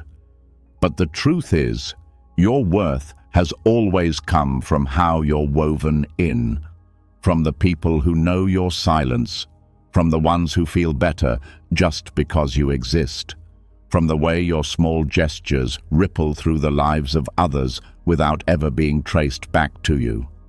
That's the strength of the thread. It doesn't demand credit. It doesn't try to be the whole cloth. It just stays, present, tied, strong. And from that place, something deeper emerges.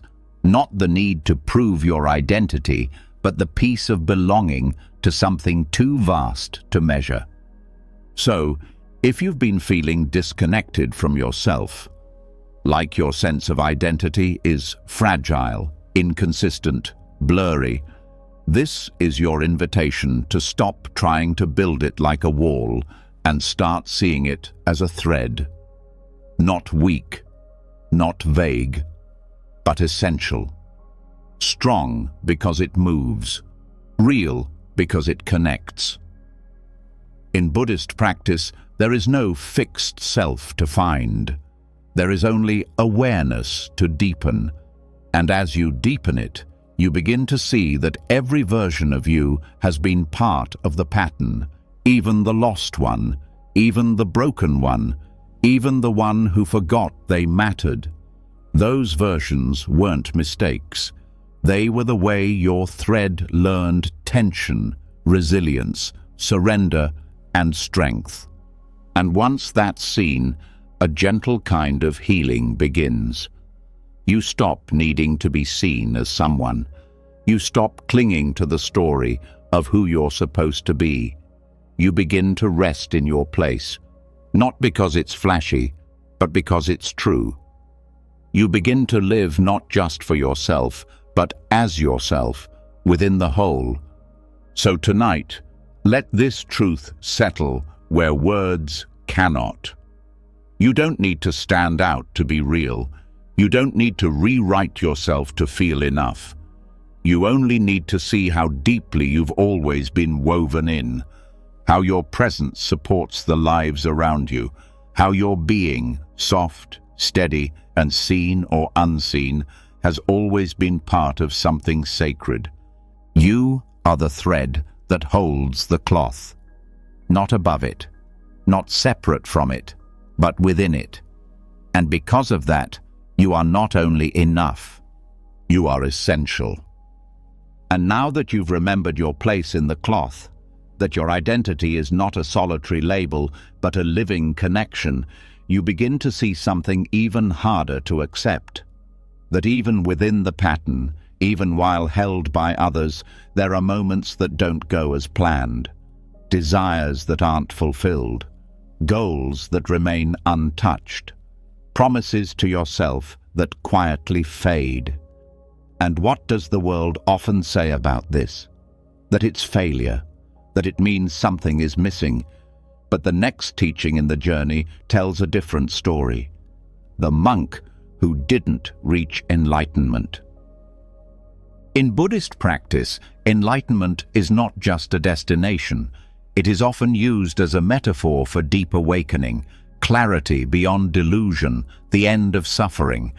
But what happens when someone dedicates their entire life to walking that path and never arrives at the destination? Does that make the life less meaningful, less beautiful, less whole? The answer is no, because the truth of the path is never only found in reaching the end. The path itself is the practice, the walking, the falling, the rising again, the breathing, the trying, the failing, the still showing up. That is where the heart of Buddhism lives, not in the perfection of outcomes, but in the intention to continue, even when nothing is guaranteed. The story of the monk who didn't reach enlightenment is not about failure. It is about freedom. Freedom from the grip of needing to complete every journey. Freedom from the weight of tying self-worth to accomplishments.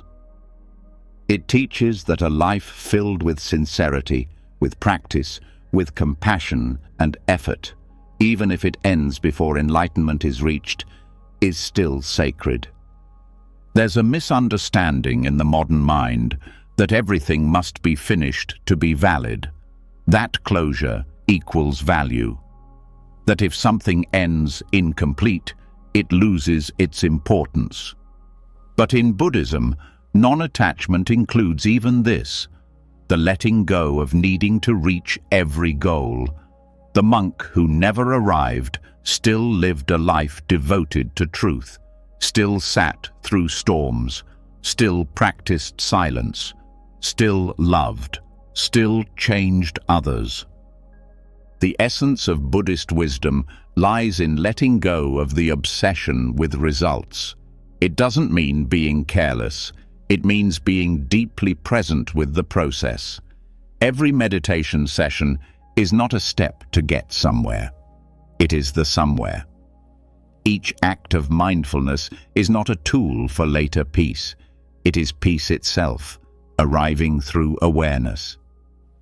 The monk's path may not have led to awakening in the way stories like to describe, but it was filled with the qualities that are awakening: patience, attention, compassion, humility. What if those qualities are enlightenment in motion? What if the goal isn't to reach some perfect state, but to live from the heart even when the finish line keeps moving? This idea speaks to something deeply human. Most people carry unfinished dreams, a vision of how life should have gone, a picture of success that was never reached. And when those visions don't come to life, a kind of grief follows, a sense of loss that whispers, "Was all this for nothing?" But Buddhism gently replies, nothing sincere is ever wasted. The monk who didn't reach enlightenment still shaped the world with their presence, still planted seeds that would bloom in others, still softened the suffering of those around them. There are things more important than arriving. There is dignity in trying. There is nobility in staying on the path even when the destination fades. This is the lesson of virya, right effort. Not the effort that burns you out trying to win, but the effort that arises from inner truth, that moves with care, that returns when discouraged, that stays when giving up would be easier. The monk's life wasn't a failure. It was a quiet vow, repeated breath by breath, that peace was worth pursuing, even without guarantee. And that's what makes this story so important for anyone who has struggled with doubt. The doubt that arises when you've done the inner work but still feel far from peace. When you've practiced mindfulness but still get angry. When you've offered love but still feel alone. It's easy to think, maybe I'm not doing enough, maybe this isn't working. But the monk's story says otherwise. It says, the value is in showing up anyway. Letting go of attachment to outcomes doesn't mean giving up on dreams. It means releasing the belief that your worth depends on them. It means recognizing that the journey has its own sacred rhythm, that some things may never resolve the way you want, and yet your presence still matters, your effort still counts. This understanding softens perfectionism. It loosens the grip of the inner critic that only praises results. It invites a different kind of life, not rushed, not graded, not compared, but lived in full presence, with every flawed breath, with every step that doesn't lead where you hoped. Even in monastic traditions, not all monks awaken. And yet, their practice transforms them, not because they became enlightened, but because they stayed committed, because they found peace in surrender, not in arrival. This is the real teaching. The monk who didn't reach enlightenment teaches that you don't have to be complete to be whole. There's a Zen saying, before enlightenment, chop wood, carry water. After enlightenment, chop wood, carry water. The point is simple. Nothing really changes except how you see. And if that's true, then even without enlightenment, your daily acts still matter. Your quiet courage still matters. Your imperfect love still matters. In this way, the monk's life becomes a mirror, reflecting back every attempt you've made to grow, every effort that felt like it went unnoticed, every time you chose peace instead of control, every time you chose silence instead of defense.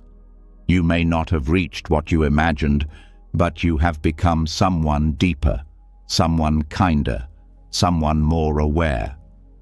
Buddhism asks us not to worship the destination, but to honor the walking, to bow to the process, to find meaning in devotion itself, not in its reward.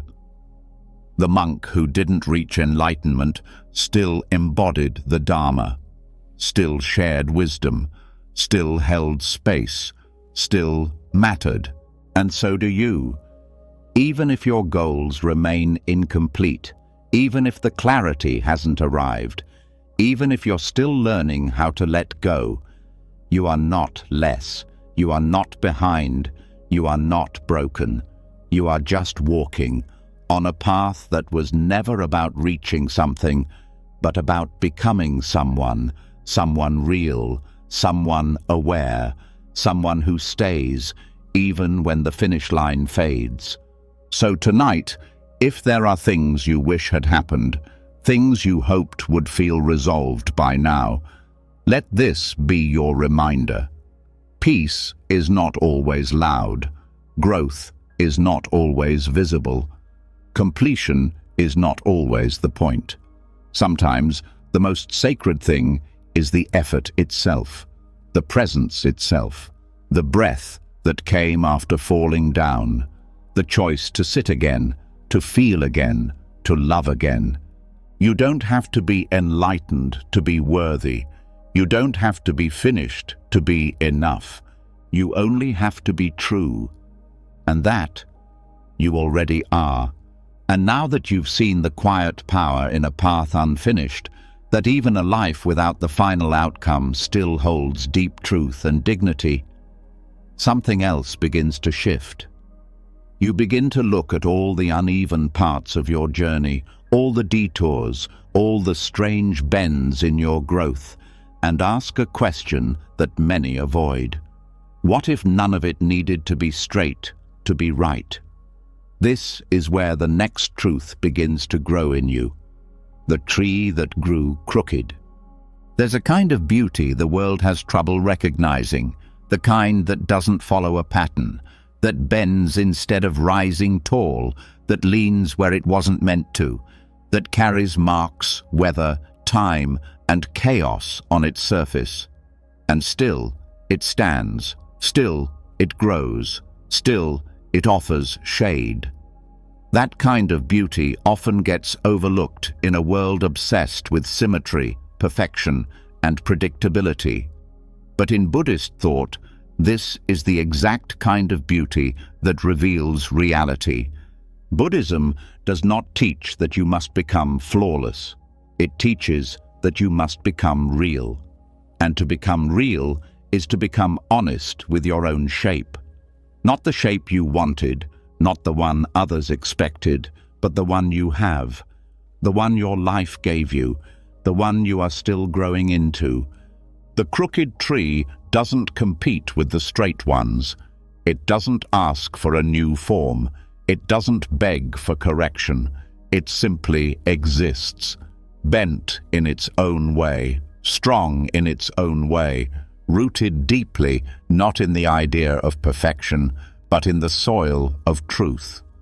That's what this lesson offers, the courage to be shaped by life without shame. So much suffering comes from comparing the journey to a standard that doesn't exist, from believing there is one right way to grow, one perfect outcome, one proper shape. But there isn't. Not in nature, not in life, not in you. Growth doesn't happen in a straight line. It twists, it doubles back, it stretches sideways, and sometimes it breaks, heals, and grows differently. The world will call that damaged, but Buddhism calls that sacred. When you look at your own life, it's easy to wish some parts away. The years that felt lost, the relationships that didn't work, the dreams that never bloomed, the habits that bent you in directions you didn't expect.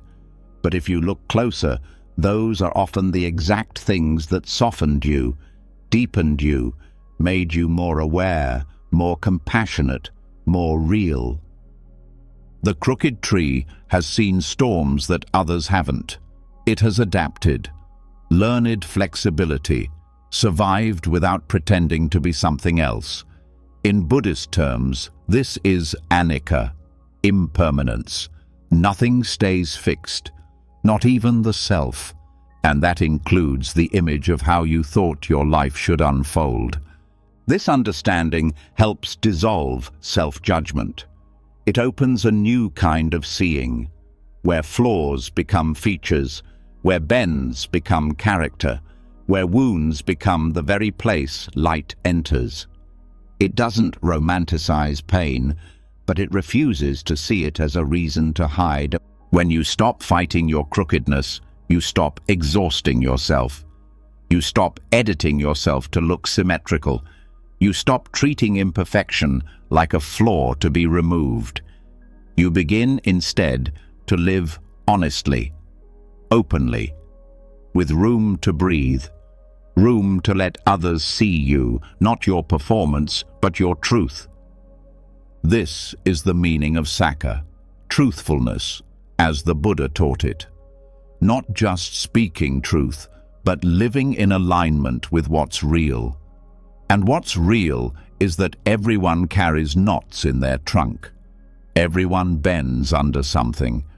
Everyone grows unevenly. The illusion is that anyone has it all in perfect order. The danger of chasing symmetrical success is that it ignores your unique nature. It pushes you to copy instead of listen. It convinces you that value lies in how well you match a model, not how fully you grow from your own center. But Buddhist teachings urge you to return to your own breath, your own body, your own mind, not to fix them, but to understand them. From that understanding, acceptance begins, and not passive acceptance, but an active appreciation, a kind of reverence for the way your story has unfolded, not in spite of its crookedness, but because of it. You begin to see that the curves hold wisdom, that nothing was wasted, that the path wasn't wrong just because it wasn't straight. This also changes how you relate to others. You stop needing to fix them. You stop expecting them to grow in the same direction you did. You make space for the diversity of being, the difference in pace, the messiness in healing.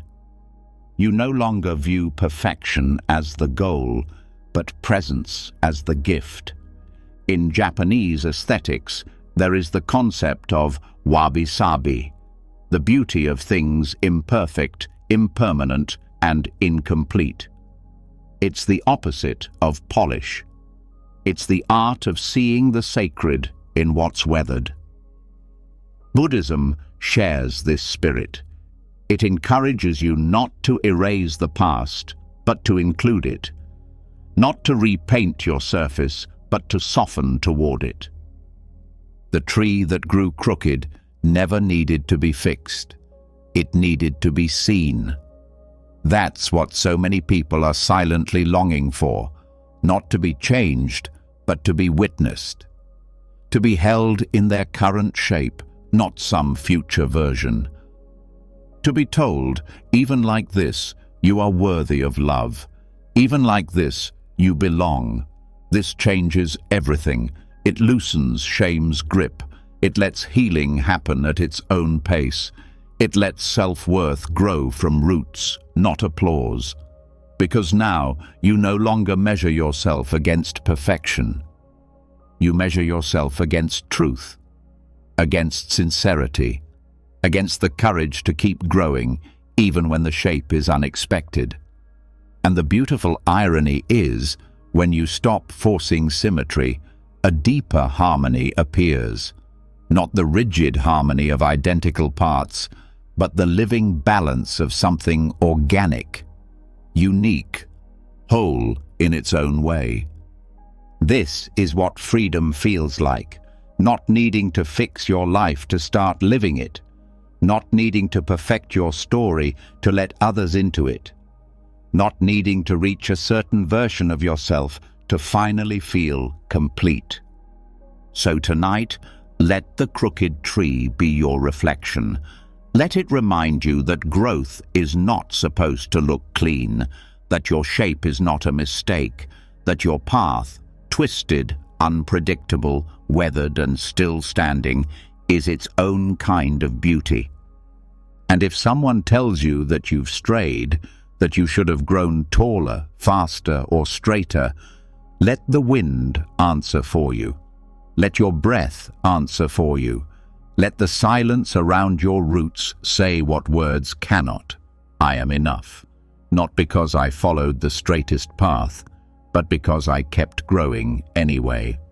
And now that you've seen the beauty in the crooked tree, that worth doesn't demand symmetry, and that every bend in your story belongs, it becomes harder to ignore what still hides beneath that growth. Because no matter how gracefully you've learned to stand, there are still parts that crouch in the dark, still thoughts you push away, still feelings that return at night. You've embraced your shape, but now the shadow that follows asks to be seen. In Buddhist practice, there is no rejection of darkness, there is only seeing clearly. The shadow that stayed isn't proof of failure. It's not the part that didn't get healed, it's the part that hasn't been held.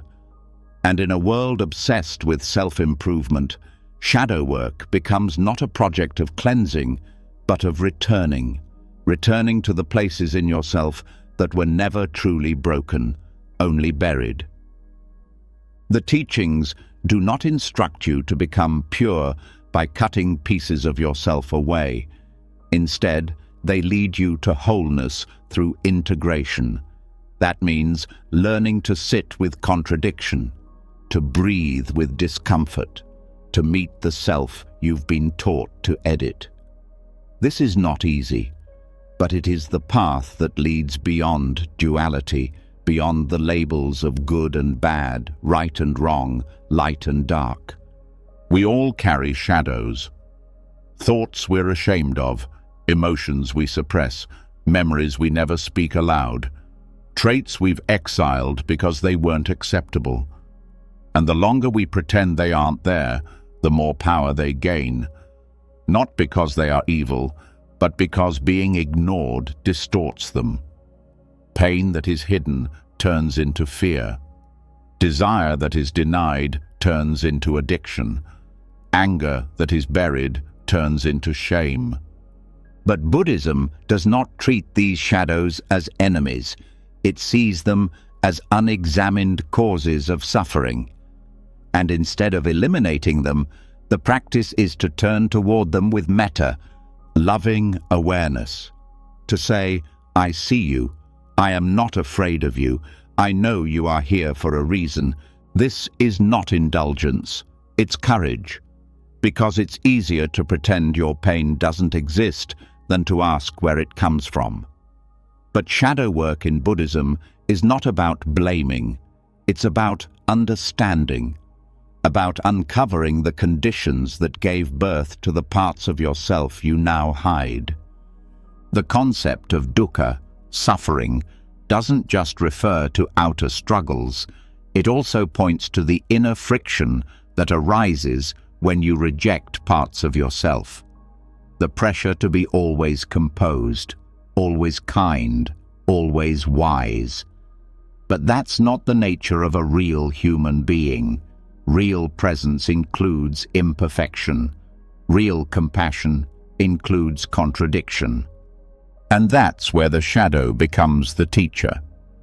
Because the part of you you want to get rid of is often the very part that carries insight, the part that flares up during conflict, the voice that questions everything, the grief that keeps showing up when you just want to be over it. These aren't failures, they are messages, not always pleasant, but always pointing toward deeper truths. In Buddhist psychology, this work is often done through vipassana, insight meditation, sitting with what arises without judgment, watching the mind show its patterns, its cravings, its fears, its aversions, and instead of running from them, you stay, you breathe, you learn to be the space that holds them, not the reaction that follows them. This is shadow work. It's not dramatic. It's not glamorous. It's the quiet bravery of staying present with discomfort, of saying, I won't abandon myself just because this hurts. I won't divide my inner world into pieces I approve of and pieces I exile. I will sit with the whole of who I am. And slowly, something begins to shift. The shadow loses its grip, not because it disappears, but because it's been seen, held, integrated. You realize that you don't have to act from it, but you also don't have to hate it. You stop trying to be perfect and start becoming whole. Wholeness is not light without dark. It is light that knows its shape because of the dark. A Buddha is not someone who never felt anger. It's someone who met their anger with awareness, who saw its root and didn't feed it, who let the fire teach warmth without burning everything down. The shadow that stayed is not a flaw, it is a mirror. It reflects the parts of your life that still long for attention. The child who wasn't held, the adult who's still scared, the protector who's exhausted from keeping up appearances. Buddhism doesn't ask you to get rid of these. It invites you to bow to them, to see the suffering they carry, to meet them like a friend who's been waiting to be let in from the cold. When you do, something remarkable happens. You stop being controlled by what you won't face. You stop projecting your pain onto others. You stop living half a life. You begin to speak more honestly, to feel more deeply, to act with more integrity, because you are no longer spending energy keeping yourself hidden from yourself. This is how peace begins, not by pushing shadows out, but by opening the door and saying, you can come in. I have room for all of me. And from that place, true compassion is born. Because once you've sat with your own darkness, you stop fearing it in others. You stop judging. You begin to listen. You begin to love more fully, not just the parts of people that look like light, but the whole. And this transforms relationships. You're no longer needing others to validate your light while you hide your shadow. You no longer require others to be perfect for you to feel safe. You relate from presence, not projection, from understanding, not control. The path of Buddhism is not toward purity, but toward wisdom. And wisdom doesn't come from pretending you have no flaws. It comes from knowing your patterns so well that they no longer trap you. From recognizing your reactions so clearly that they no longer define you. From seeing your own suffering without turning it into identity. The shadow is not your enemy.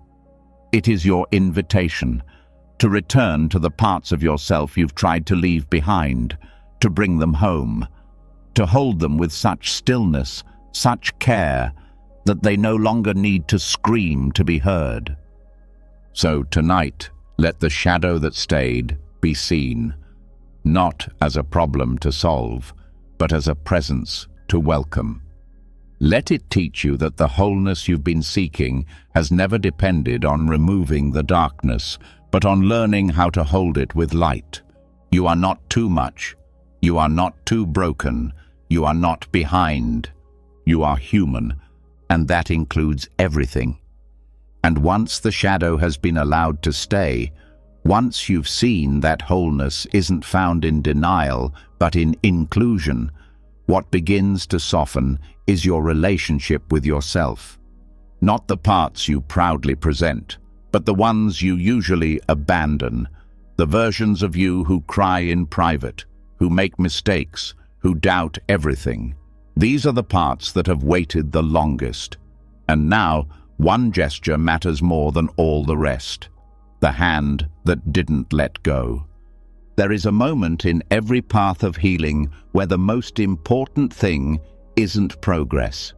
It's presence. The presence that says, I will not leave you here. Not to the mind, not to a lover, not to the world, but to yourself.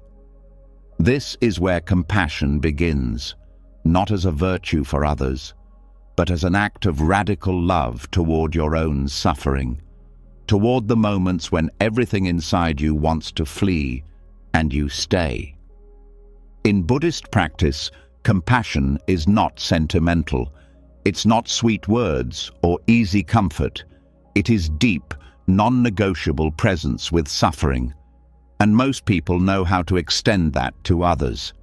But to offer it inward, to turn that gaze of patience and care to the ache in your own chest, that is the harder path. That is where awakening quietly begins. The hand that didn't let go is not heroic.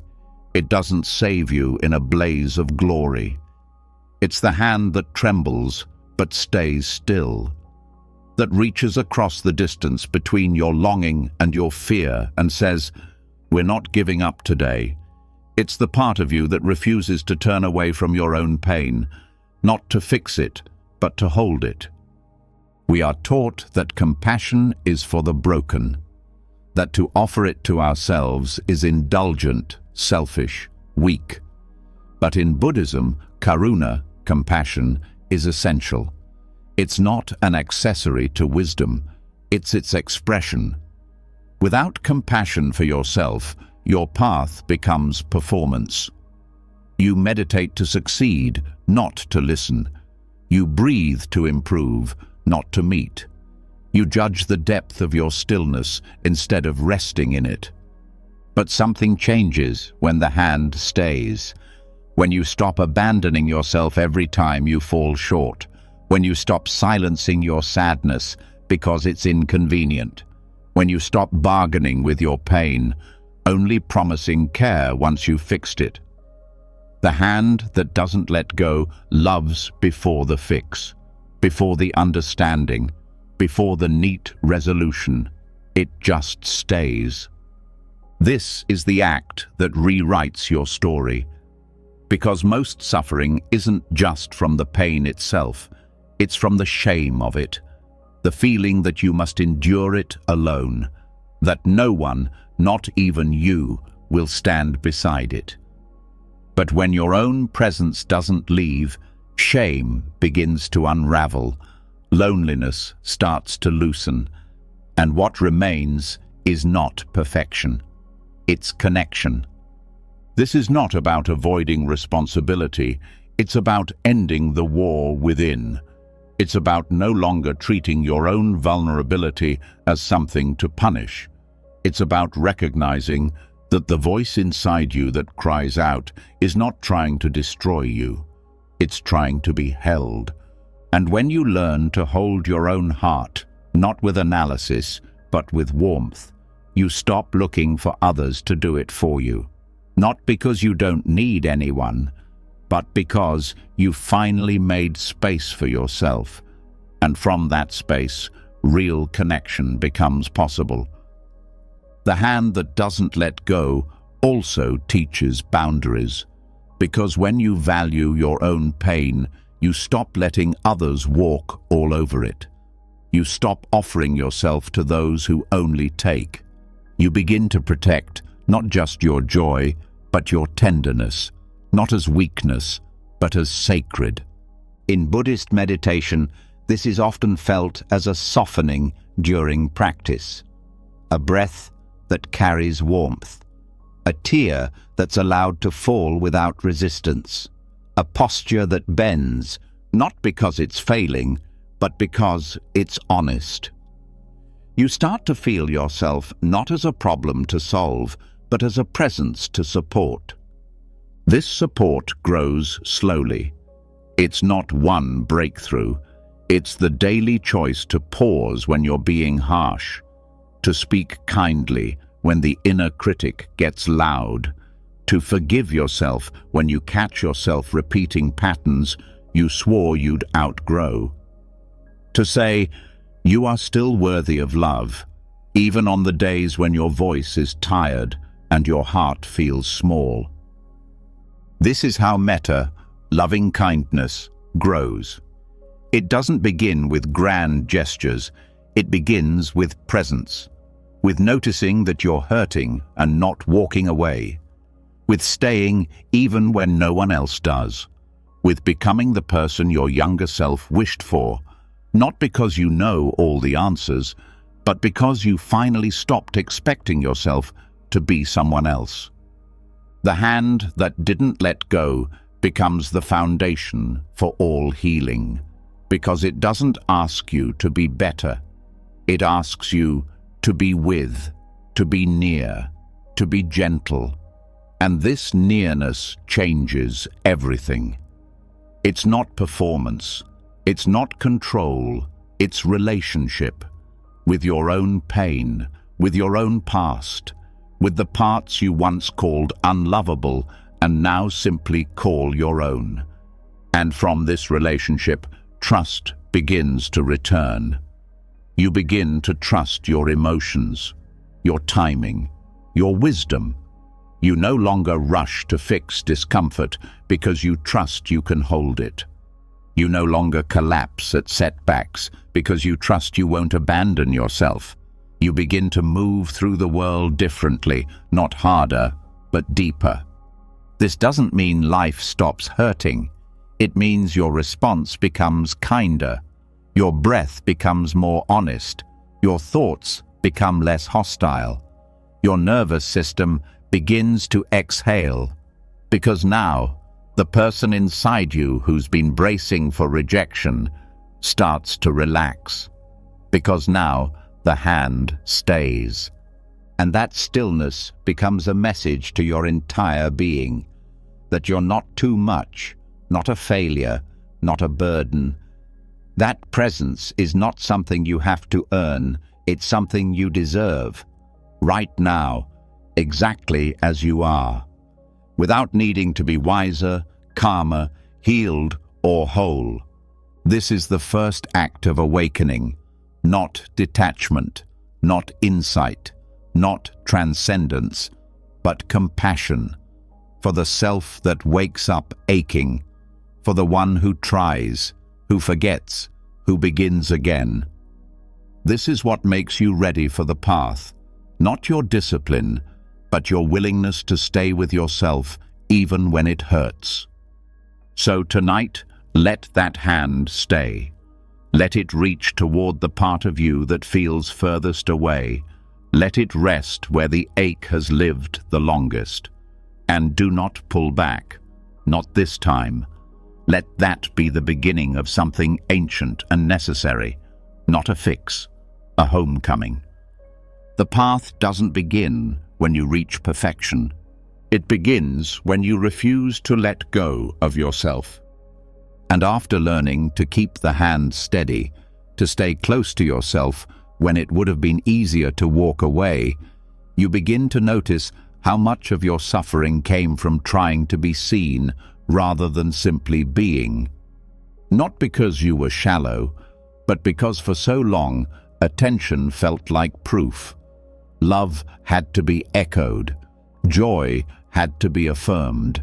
Existence had to be validated through someone else's gaze. But now something different stirs. The desire to be enough even when the mirror doesn't reflect back. In a world that rewards visibility, learning to live without constant feedback can feel like erasing yourself. People are conditioned to interpret silence as rejection, stillness as failure, and solitude as a lack of value. But in Buddhist thought, stillness is often the birthplace of truth. Silence is not emptiness, it is clarity. And solitude is not absence, it is presence undistracted. The mirror that doesn't reflect back is not broken. It's honest. It shows you nothing, not because there is nothing there, but because it wants you to stop searching for yourself outside of yourself. It wants you to sit with what you are without decoration, to see who you are without response, to stop asking your worth to be proven by what returns to you. Buddhism doesn't oppose recognition, but it warns against dependence on it. When your value relies on applause, it becomes fragile. You rise and fall with others' opinions. You begin to shape yourself to match what you believe will win approval. Slowly, the inner life becomes more about reflection than reality. You start living in anticipation of how you'll be perceived. But the path of practice is about seeing clearly. And clear seeing requires letting go of illusion, even the illusion that you must be reflected to be real. That illusion creates a loop of grasping. Every effort becomes a performance. Every truth becomes a strategy. You begin to look at your own emotions through the lens of how they'll be received. And this is where quiet practice becomes revolutionary. Sitting in meditation, moving through a day without needing to be noticed, offering kindness that no one acknowledges, creating beauty that no one praises. These moments feel invisible to the world, but they're not invisible to you. They are the moments where the ego loosens, where sincerity rises. In Buddhist thought, this is the heart of anatta, the teaching of not self. It doesn't mean you don't exist. It means your identity is not fixed, not something that must constantly be performed or protected.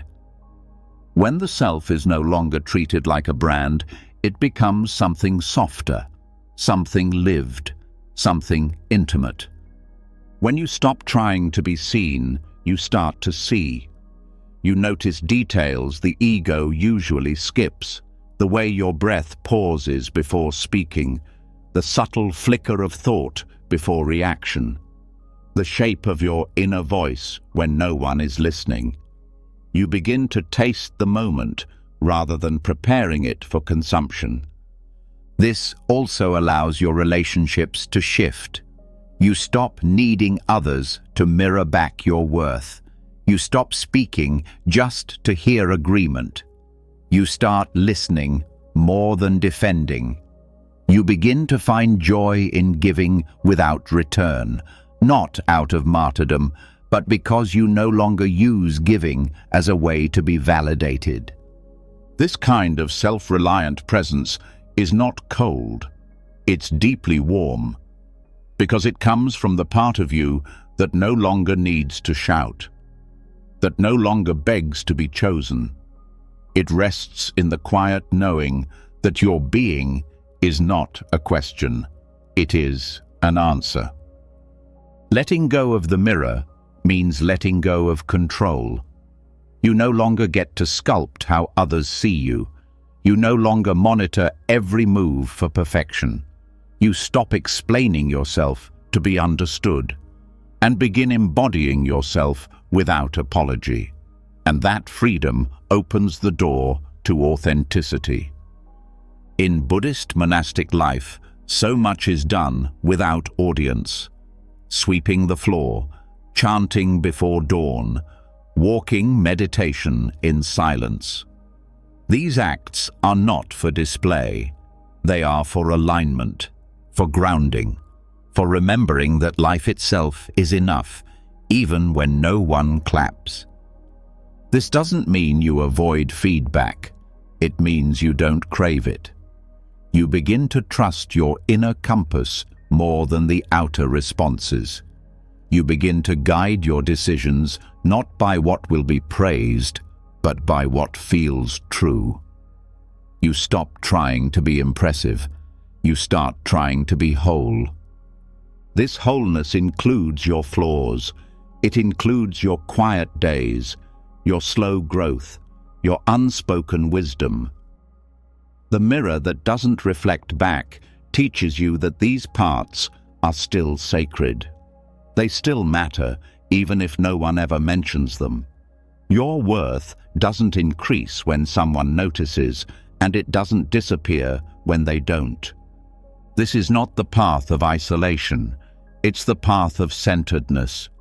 It allows you to be with others without collapsing into them, to love without losing yourself, to speak without expecting reward, to act from your inner truth, not from the pull of external validation. In this space, self-respect grows, not the pride that compares, but the quiet dignity that no longer needs to be echoed to exist. You begin to feel peace even in invisibility. You begin to hold your heart even in silence. You begin to feel like yourself, not because anyone said so, but because you stopped needing them to. And with this inner security, you begin to give more freely, to create without seeking permission, to express without crafting a response. You start to move from joy, not obligation, from alignment, not performance. The absence of feedback no longer feels threatening. It feels clean, open, spacious. This is the liberation the Buddha pointed toward, not the liberation of always being right, but the liberation from needing to be seen as right, not the safety of praise, but the safety of presence. Where your actions rise from intention, not audience, where your being is enough, whether reflected or not. So, tonight, let the mirror stay blank. Let it offer no image, no applause, no proof, and see what rises in its absence. If it's discomfort, hold it. If it's fear, breathe through it. If it's silence, welcome it. Let the space teach you that your existence doesn't vanish just because it goes unconfirmed. Let that be your practice, not being seen, but being real. And in that reality, something beautiful awakens, not a brighter reflection, but a deeper presence. And once the mirror stopped offering reflections, once the need to be seen faded into the steadiness of simply being, a new kind of freedom emerged. A freedom from needing approval, a freedom from waiting for a response before feeling worthy. But this freedom brings another question into focus. If no one sees what you do, if no one praises your effort or notices your growth, does it still matter? The answer lives in the next teaching, the bell that rang for no one. In Buddhist tradition, bells are used to mark sacredness, not because someone is listening, but because something is being honored. The bell doesn't ring for applause. It rings because presence deserves to be noticed, even if no one else is around, even if no one ever knows. This is where the practice deepens, not in being seen, but in doing what is right, simply because it is right. This teaching asks a difficult question in a world conditioned by outcomes. Can your actions still hold value when they go unnoticed? Can a kindness be real even if it's never acknowledged? Can a vow be sacred if no one else hears it? Can your path matter even if the world walks past it?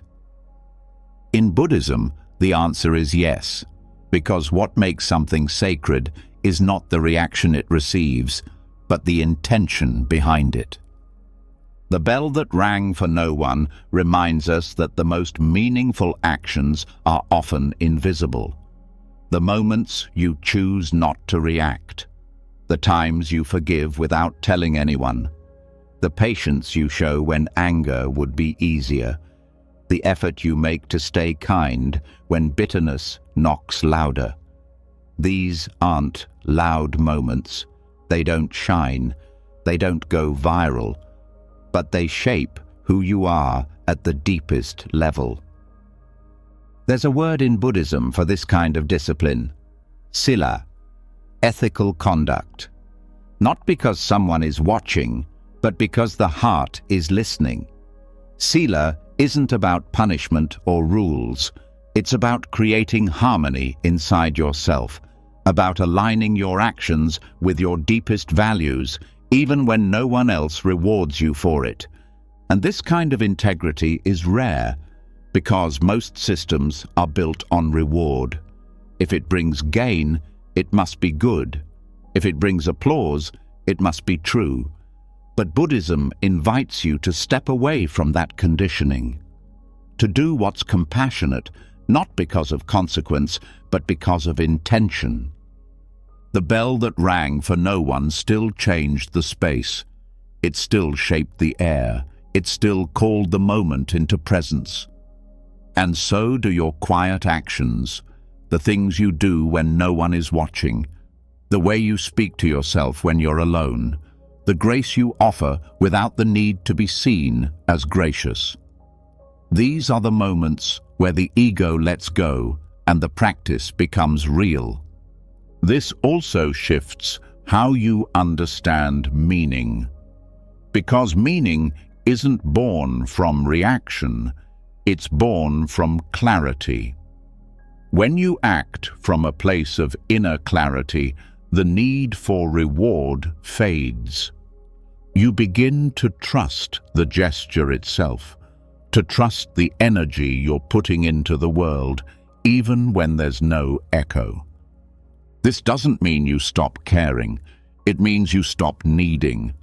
You no longer require validation to walk the path.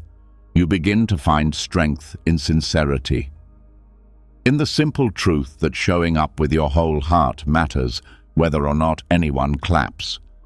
This changes how you live. You stop delaying action until the audience arrives. You stop waiting to be recognized before choosing integrity. You stop expecting the world to mirror your intentions, and instead, you begin to embody them. You become the bell that rings, clear, full, steady, even in an empty room. This is not easy, especially in a world built on transaction. People want to know, what do I get in return?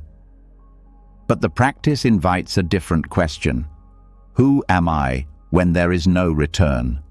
Who am I when my gift is not acknowledged? When my presence is not praised? When my effort is not reciprocated? The answer to that question is your practice.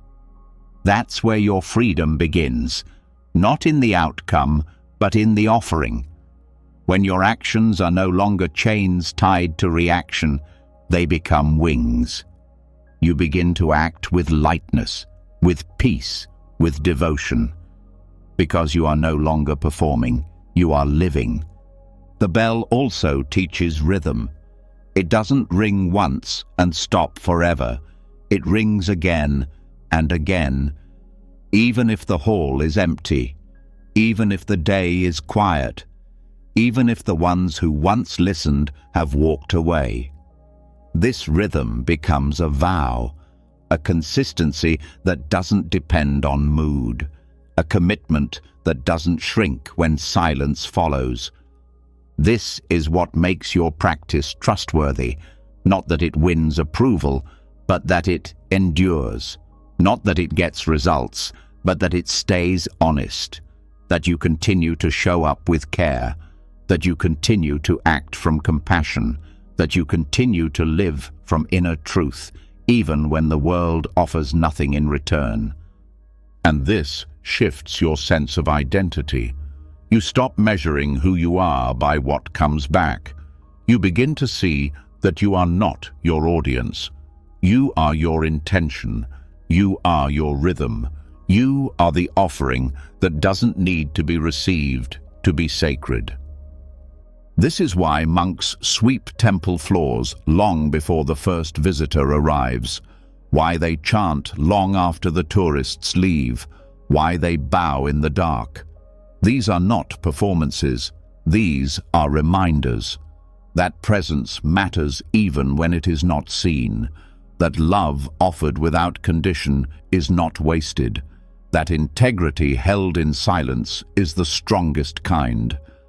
And when you begin to live like this, without waiting for a reward, you begin to notice something surprising, a kind of peace, not excitement, not recognition, but steadiness, a groundedness in your own being, a calmness in knowing you are living in alignment. This doesn't make you indifferent. It makes you free. Free from the need to impress. Free from the exhaustion of always needing something back. Free from the confusion that tells you worth is something to be earned through visibility. The bell that rang for no one still rang. Your quiet acts of kindness still echo. Your unshared grief still matters. Your unseen love still exists. Your smallest gesture of honesty still holds weight in the silence. Nothing is lost just because it was never applauded. So tonight, let the bell ring. Not for outcome, not for audience. Let it ring because your soul is here. Let it ring because intention is a ceremony. Let it ring because you are not performing, you are being. And that is more than enough. And after the bell has rung in silence, after you've chosen to act without reward, to walk without applause, to live from the steadiness of intention instead of the pull of reaction, something deeper begins to rise to the surface. Because once the noise fades, you are left with what lingers underneath. The ache that hasn't gone, the feeling that hasn't passed, the wound that stayed longer than expected. This is not failure. This is where the next truth lives. The wound that didn't heal fast. There is a quiet kind of suffering that comes not just from pain itself, but from the belief that it should be gone by now.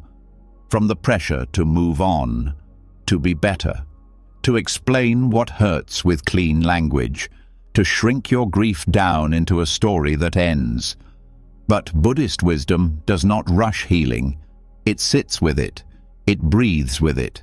It teaches that even wounds that stay are part of the path. In Buddhism, pain is not a punishment. It is part of the human condition. Dukkha, the first noble truth, acknowledges this directly. Suffering exists, not as a flaw in the system, but as a doorway into seeing clearly. And some wounds don't close quickly because they are still trying to show you something, not because you are doing it wrong, but because they are not done teaching. The modern world does not make space for slow healing. It sells closure. It praises speed. It offers false comfort in the form of advice. Just move on. Think positive. Distract yourself. But healing is not linear. It does not follow a schedule, and every attempt to force it to move faster than its own rhythm only makes it more painful. The wound that didn't heal fast is not weak. It is deep. It is sacred. It asks you to move slower, to listen longer, to stay in relationship with yourself, not in the version you present, but in the truth of what still aches. This kind of presence is not passive. It is an act of radical care. In Buddhist meditation, there is no expectation that every session brings peace. Some bring restlessness, some bring tears, some bring nothing but silence. And yet, the practice remains. You return to the breath, to the body, to the wound, not to fix it, but to hold it, not to speed it up, but to be present as it unfolds. This is kshanti, the perfection of patience. Not patience as endurance, but as loving attention to what is not yet complete. To sit beside your own pain without trying to rush it away is to say, you are not broken for still hurting. You are not failing for not moving on. You are human, and that is enough. There is also wisdom in slowness. A wound that stays often invites you to stop searching outside and turn inward, to trace the roots, to see what old belief is still holding on, what grief still needs your voice, what memory hasn't been given room to breathe. These are not problems to solve. They are layers of the self waiting to be welcomed back. And welcoming doesn't always mean understanding. Sometimes you sit with pain you cannot name, and the practice is not to define it, but to stay, to feel what arises, to soften around the tension, to say again and again, I will not abandon you, I will not rush you, I will let this wound move at the speed of truth. This also teaches humility. Because pain is not always something to be conquered. It is something to be in relationship with. Something that asks you to listen without needing control. Healing is not about being untouched. It is about being open. And openness cannot be forced. It is grown through tenderness. Buddhism also reminds us that everything arises from conditions. That includes wounds. They don't appear in isolation. They are the result of many causes. And so is healing, which means that even when a wound seems still, something is shifting beneath it. A subtle movement, a quiet opening, the soil preparing for something new. This quiet process is invisible to most, which is why it's so easy to believe you're not making progress. But you are. Every time you choose to stay, every time you choose to breathe into what hurts, every time you resist the urge to judge your timeline. These are not small things. They are everything. The wound that didn't heal fast also makes you more compassionate. Not because it breaks you, but because it breaks you open. You stop expecting others to be over it. You stop offering shallow advice. You start sitting beside people in their pain, not as someone who fixes, but as someone who understands what it means to feel time move differently when you're hurting. You become a safe place. Because you've stopped measuring worth by how quickly someone can stop crying. Because you've seen that sometimes the tears are the healing. Sometimes the silence is the answer. Sometimes the scar doesn't need to fade to be beautiful. It only needs to be honored. And in this honoring, something soft begins to return. Not joy that skips, but peace that holds.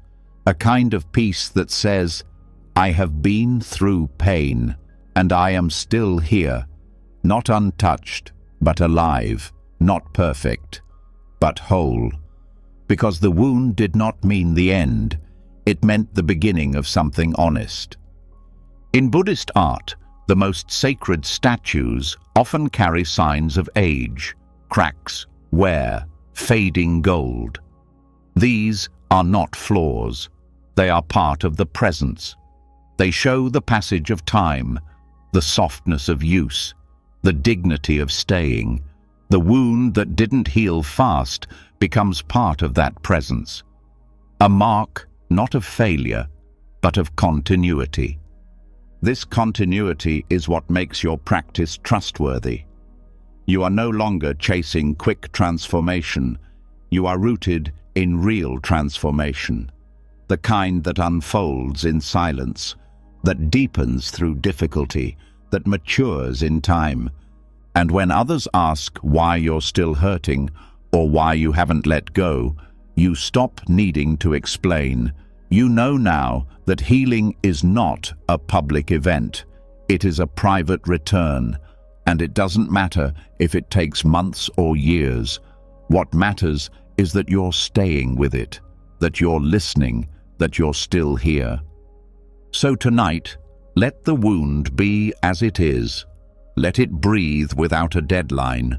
Let it ache without apology. Let it speak in silence. Let it stay, not because it defines you, but because it's teaching you how to stay. Stay with yourself. Stay with the truth that healing isn't fast, but it is real. And you are enough, even as you're still healing. And once you've made peace with the wound that didn't heal fast, once you've stopped rushing your own restoration and learned to honor the slow unfolding of your becoming, another attachment quietly begins to loosen. The need to matter in the eyes of the future, the hunger to be named, to be remembered, to leave something behind that proves you were here. There is a stillness deeper than healing. It is the stillness of letting go of legacy. And in this stillness, we meet the name that was never known. There's a common belief stitched into the human story that to truly live, one must be remembered. That a life not recorded is a life not fully lived. That unless your name outlasts your body, you have somehow failed. But Buddhism teaches something different. It teaches that the obsession with being remembered often takes you away from the only thing that truly exists, the present. The name that was never known is not a tragedy.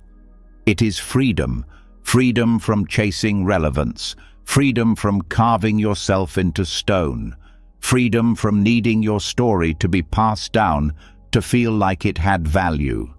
It points you back to this breath, this moment, this quiet truth that your existence doesn't need to be echoed to be enough. In Buddhist teachings, clinging to identity, atta, is one of the root causes of suffering. Not because identity is bad, but because the attachment to preserving it creates fear. Fear of being forgotten, fear of being ordinary, fear of being lost in the passing tide of time.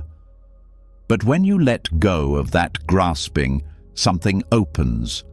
The need to be seen in the future no longer steals your presence in the now. This isn't about giving up on impact. It's about releasing the need to be praised for it. It's about moving from love, not for legacy, but because love itself is complete. Because giving is already enough. Because what you do in presence carries more truth than what is said about you afterward. The name that was never known still offered kindness, still planted trees, still sat beside someone in their sadness, still forgave, still laughed, still cried alone, still made someone else feel understood without ever needing credit.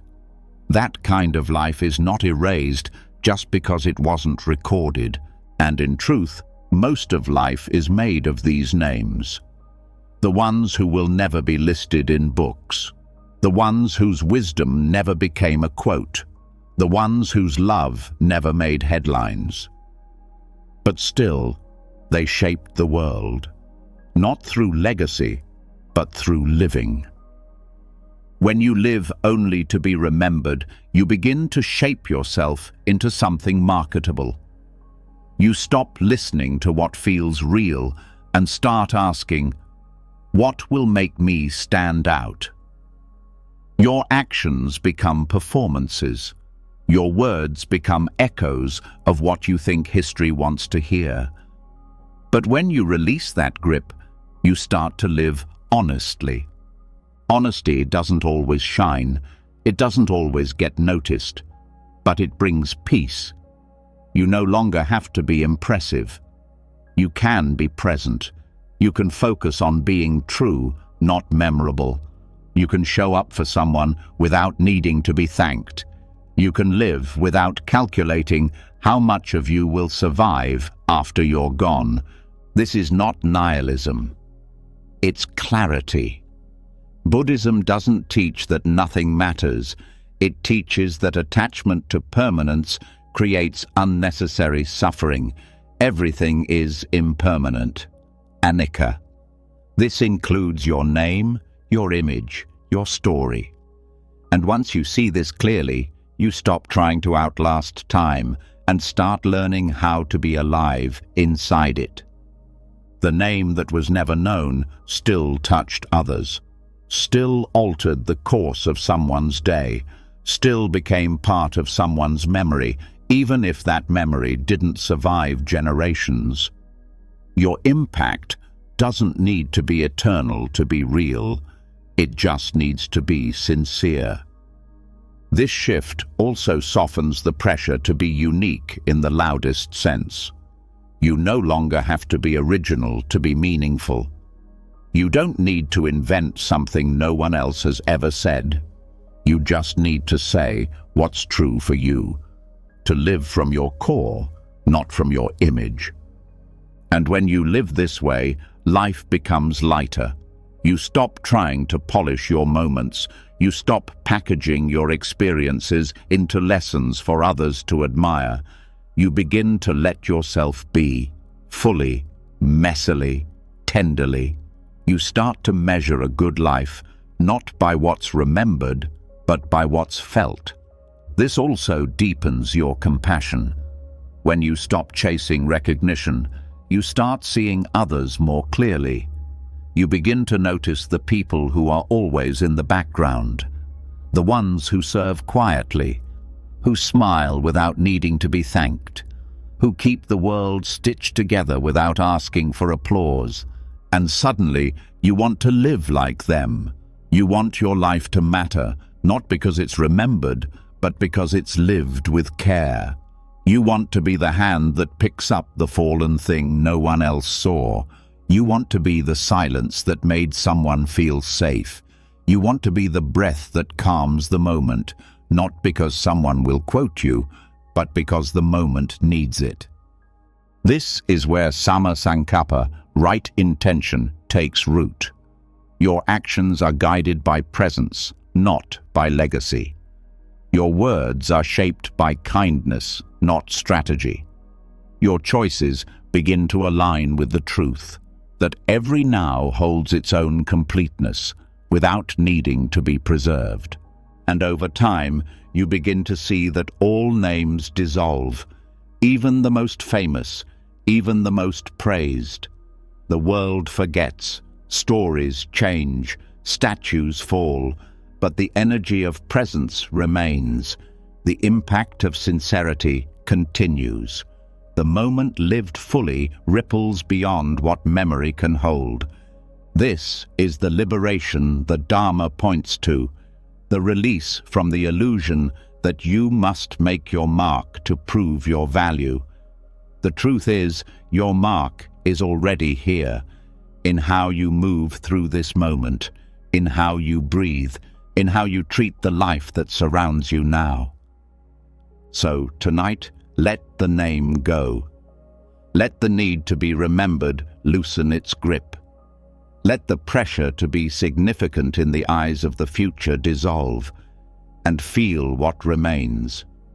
What remains is breath, stillness, a heartbeat, a quiet truth rising inside you. You are already enough, even if your name is never known. And now that you've let go of the name, that quiet longing to be remembered, to be written down somewhere permanent, to be carried into the future, you begin to turn even more fully toward what remains when there's nothing left to hold. Not identity, not legacy, not even story. Just this moment, raw and shifting.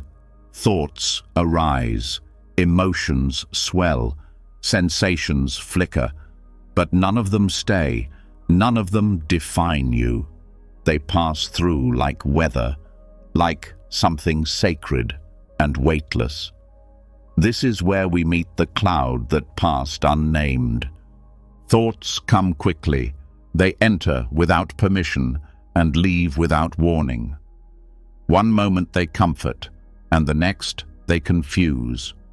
Emotions rise like waves, pulling the body in directions the mind doesn't understand.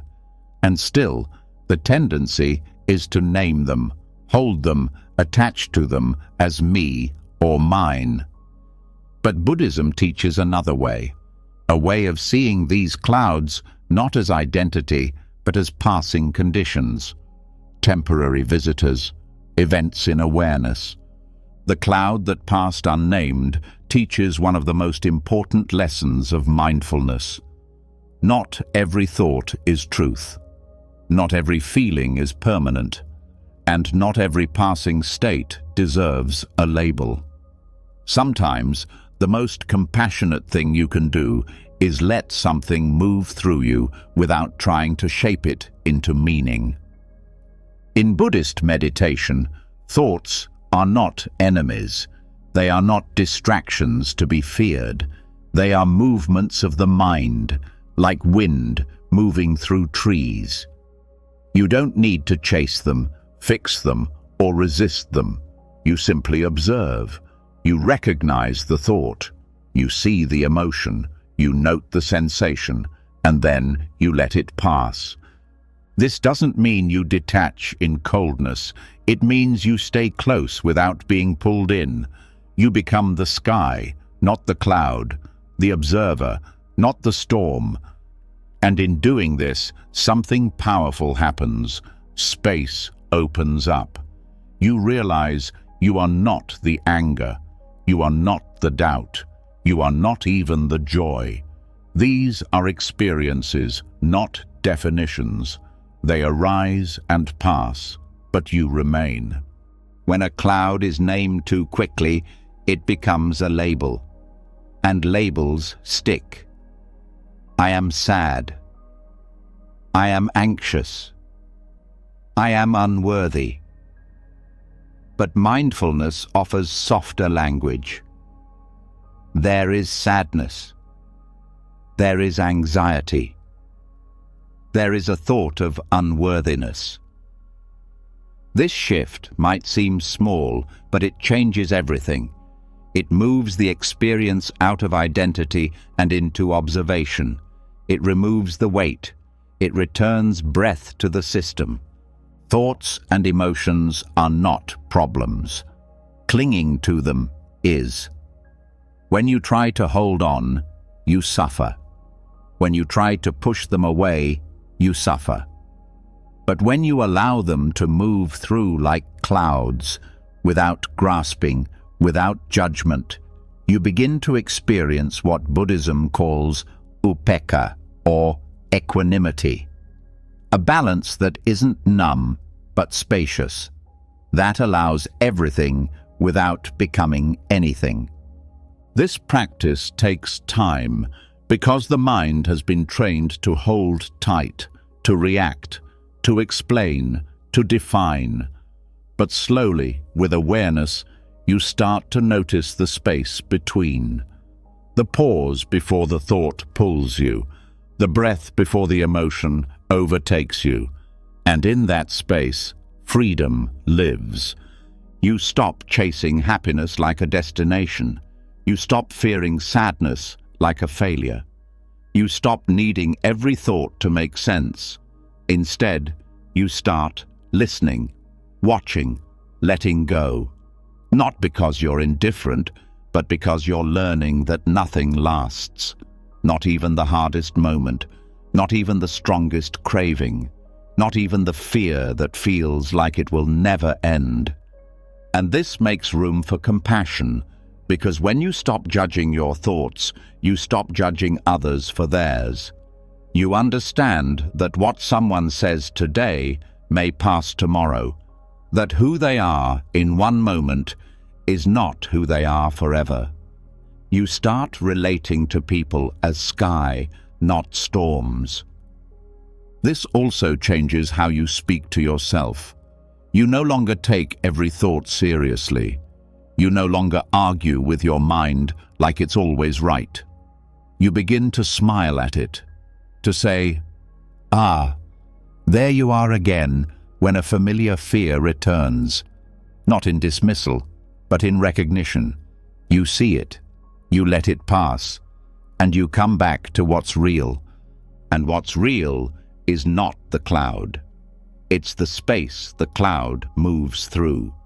That space is your awareness, your presence, your breath, the place in you that sees everything but clings to nothing, that welcomes without holding, that accepts without identifying. This is not detachment. This is intimacy without possession. The cloud that passed unnamed doesn't teach you to be silent. It teaches you to be free. Free from defining yourself by what moves through you. Free from the pressure to label every experience. Free from the illusion that to feel something deeply, you must turn it into a self. Because the truth is, some feelings don't need to be solved. Some thoughts don't need to be believed. Some stories don't need to be repeated. They just need to pass. And when you allow them to pass unnamed, they leave less residue. They move through cleanly, gently, like wind through an open window. This doesn't mean you suppress or deny. It means you stay open, you give space, you breathe through, and you keep breathing. You don't rush to understand everything. You don't turn every moment into a personal report. You stop living in interpretation and start resting in presence. This practice softens the nervous system. It reduces reactivity. It helps you stay grounded when emotions rise suddenly. You no longer panic at discomfort. You no longer collapse into euphoria. You begin to walk with steadiness, knowing that everything will change, and that you don't need to grasp what will leave anyway. So tonight, let the cloud pass. Let the thoughts rise without naming them. Let the feelings swell without turning them into identity. Watch what happens when you stop trying to hold the sky in your hands, when you trust that everything you need to know will reveal itself, not through control, but through attention. You are not what passes through you. You are what notices, and that noticing is already enough. And once the cloud has passed, once you've allowed your thoughts and emotions to rise and fall without needing to name them, without needing to make them part of who you are, you start to feel what remains beneath all that movement, what isn't fleeting, what doesn't dissolve when the weather changes. There is something about you that doesn't copy the sky or echo the people around you or fit into the shape the world prefers. It doesn't belong to anyone else, and it never has. This is the part we now turn toward, the cloak that fit no one else. There's a kind of loneliness that comes not from isolation, but from being different, from feeling like your way of seeing, your rhythm, your inner wiring never quite lines up with what surrounds you. It's not that anything's wrong with you, but when the world doesn't reflect you back clearly, you start to question your shape. You start trying on other people's lives, their ideas, their dreams, just to feel like you're not too strange, but in doing so, something essential is lost. Buddhist practice doesn't ask you to erase your uniqueness. It asks you to wake up to it, to stop confusing sameness with belonging, to realize that the cloak that fits no one else is not a mistake. It's your path. And just because others don't understand it doesn't mean it's wrong. It means it's yours. The Buddhist idea of Dharma includes not just universal truth, but individual truth. The way each being expresses the sacred is different. No two flames flicker in the exact same way. No two minds awaken in the same sequence. Uniqueness is not an obstacle to truth. It is the shape truth takes when it flows through you. There's a story often told in Buddhist traditions of monks walking the same path with completely different questions. One is seeking peace, another is seeking clarity, another is wrestling with grief. The path is shared, but the journey is personal, and that difference is honored. It's not erased, it's not silenced, it's supported. The cloak that fits no one else is made from everything you've lived, the way you think, the way you move through pain, the stories that shaped you, the longings that never left. It's not something you chose, but something you carry. And for most of your life, you might have tried to hide it, to fold it, reshape it, blend it. But it never worked, because it was never supposed to. The path toward enoughness doesn't require changing the fabric. It requires wearing it fully, letting your uniqueness breathe again, not to stand out, not to be different, but to be whole. In Buddhism, there is deep reverence for the lotus flower, not because it blooms like every other flower, but because it blooms in the mud, in its own time, in its own shape. It doesn't compare itself to the lilies. It doesn't shrink because its roots are in darkness. It simply becomes itself. And becoming yourself is one of the hardest, most courageous things you will ever do. Because it means no longer hiding, no longer apologizing for what you don't understand, no longer waiting for approval to accept the way you're built. It means looking at the parts you were told to fix and seeing them as sacred, not because they're perfect, but because they are true. This is not ego, it's presence. Ego wants to be different, to be superior. Presence wants to be true, even if it's misunderstood. And the cloak that fits no one else is not a costume. It's not a performance.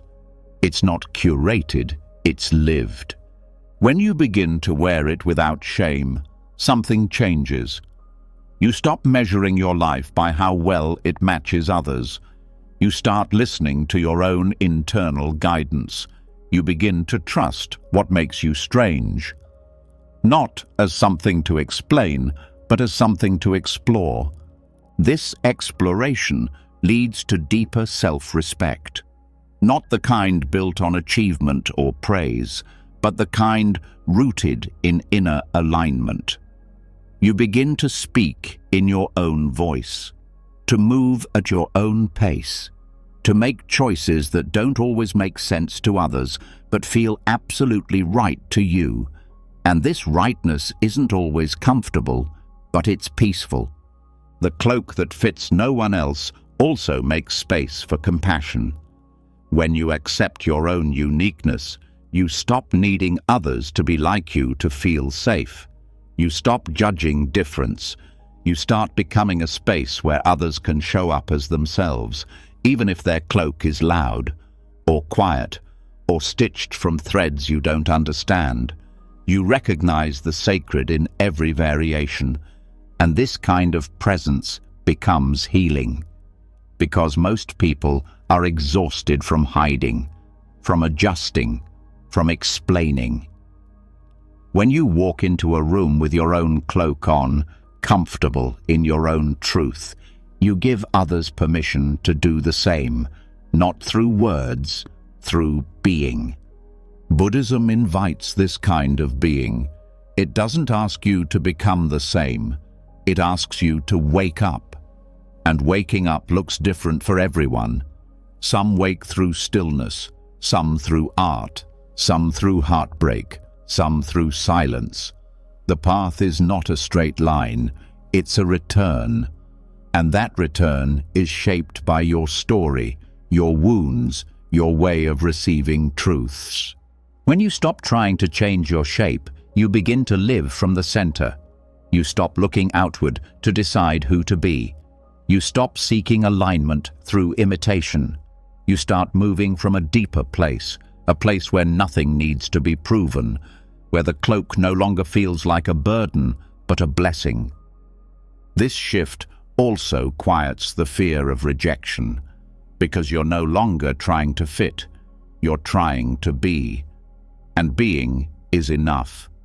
Even if not everyone understands, even if not everyone stays, even if the world wants you smaller, simpler, easier to name, you stop needing to be easy to name.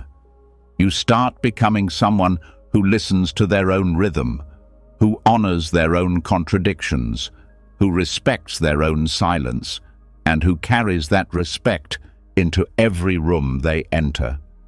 So tonight, let the cloak rest fully on your shoulders. Let it hang in its full shape. Let it remind you that you were never meant to copy. You were meant to carry something sacred that no one else could, something tender, something wild, something deeply yours. And when the world tells you to change, soften your breath and return inward. You are not too strange. You are not too much. You are not behind. You are the only one who can wear this cloak, and it fits you perfectly. And now that you've stepped into the cloak that fit no one else, now that you've allowed your uniqueness to stand without apology, without needing to match the rhythm or shape of anyone around you, a deeper kind of presence begins to emerge, a presence that no longer shifts with the winds of opinion or the noise of comparison, a groundedness that doesn't ask for attention but holds its truth quietly. This is not about becoming louder, it's about becoming still. The next truth stands quietly before us, the mountain that didn't move. Stillness is often misunderstood. In a world that celebrates speed, movement, and change, stillness is mistaken for passivity, for weakness, for giving up. But in Buddhist practice, stillness is one of the greatest strengths, not because it resists movement, but because it isn't controlled by it. Stillness doesn't mean nothing is happening. It means everything is rooted. The mountain doesn't need to chase. It doesn't prove. It doesn't explain itself. It holds. And in that holding, it witnesses storms pass, winds scream, rivers rush by, and still it remains. The mountain that didn't move is not stubborn. It is steady. It has found something unshakable inside, and it lives from there. This teaching begins with presence, the ability to stay where you are fully without trying to fix the discomfort, escape the silence, or rush toward validation. In Buddhism, this is practiced through samadhi, concentration, meditative absorption. But even off the cushion, samadhi shows up as emotional composure, as choosing not to react, as remaining rooted even when everything outside says you need to respond. Stillness is not a void, it's a discipline. It's the decision to be so fully here that you no longer need to prove anything. You no longer chase every thought. You no longer move at every pull. The mind may race, but the breath stays. The heart may ache, but your feet stay on the ground. And this groundedness becomes clarity. Because it's only when the water is still that it reflects clearly. Only when the dust settles that you can see the truth. Stillness is what allows insight, what invites wisdom, not in flashes, but in slow, spacious awareness. The mountain that didn't move also teaches boundaries. It doesn't collapse when others push. It doesn't rise in anger when challenged. It holds its shape without defending it. And this kind of silent dignity is rare, because many are trained to respond immediately, to fix, to argue, to bend. But there is power in not moving, in saying with your silence, I know where I stand. This isn't rigidity, it's clarity. Rigidity is fear pretending to be strength. Stillness is strength grounded in truth. You don't cling to your position, you simply don't abandon yourself. You stay honest without becoming harsh. You stay open without being swept away. In relationships, this stillness changes everything. You no longer react to every trigger. You listen more. You speak with intention. You hold space instead of trying to fill it. And from this groundedness, others begin to feel safe. Not because you agree with them, but because your presence is steady. They don't have to guess who you'll be next. You are here. And in your own life, stillness becomes refuge. When things fall apart, you return to breath. When emotions surge, you return to center. You are no longer pulled by every mood, every doubt, every need to explain yourself. You begin to trust the strength of simply remaining. The mountain that didn't move also reminds us that not all progress is visible. Some healing looks like staying, like holding ground when every part of you wants to run, like saying no when yes would be easier, like not reacting when someone expects you to collapse. And in this kind of stillness, your energy stops leaking. You stop exhausting yourself in arguments that don't need to be had. You stop explaining truths that are already known. You begin to reclaim your attention, your breath, your dignity. Stillness also sharpens awareness, because when you stop rushing, you start noticing small details, subtle patterns, the difference between what's urgent and what's important. You begin to feel time differently, not as something to escape, but as something to rest inside. In Buddhist teachings, the mountain-like quality of mind is cultivated through bhavana, mental training. You sit, you breathe, you let thoughts come and go, and slowly you realize you are not your reactivity, you are not your triggers, you are not your urge to fix everything. You are the still point beneath it all. This stillness does not mean you don't act. It means your action comes from depth, not panic, from intention, not impulse, from truth, not pressure.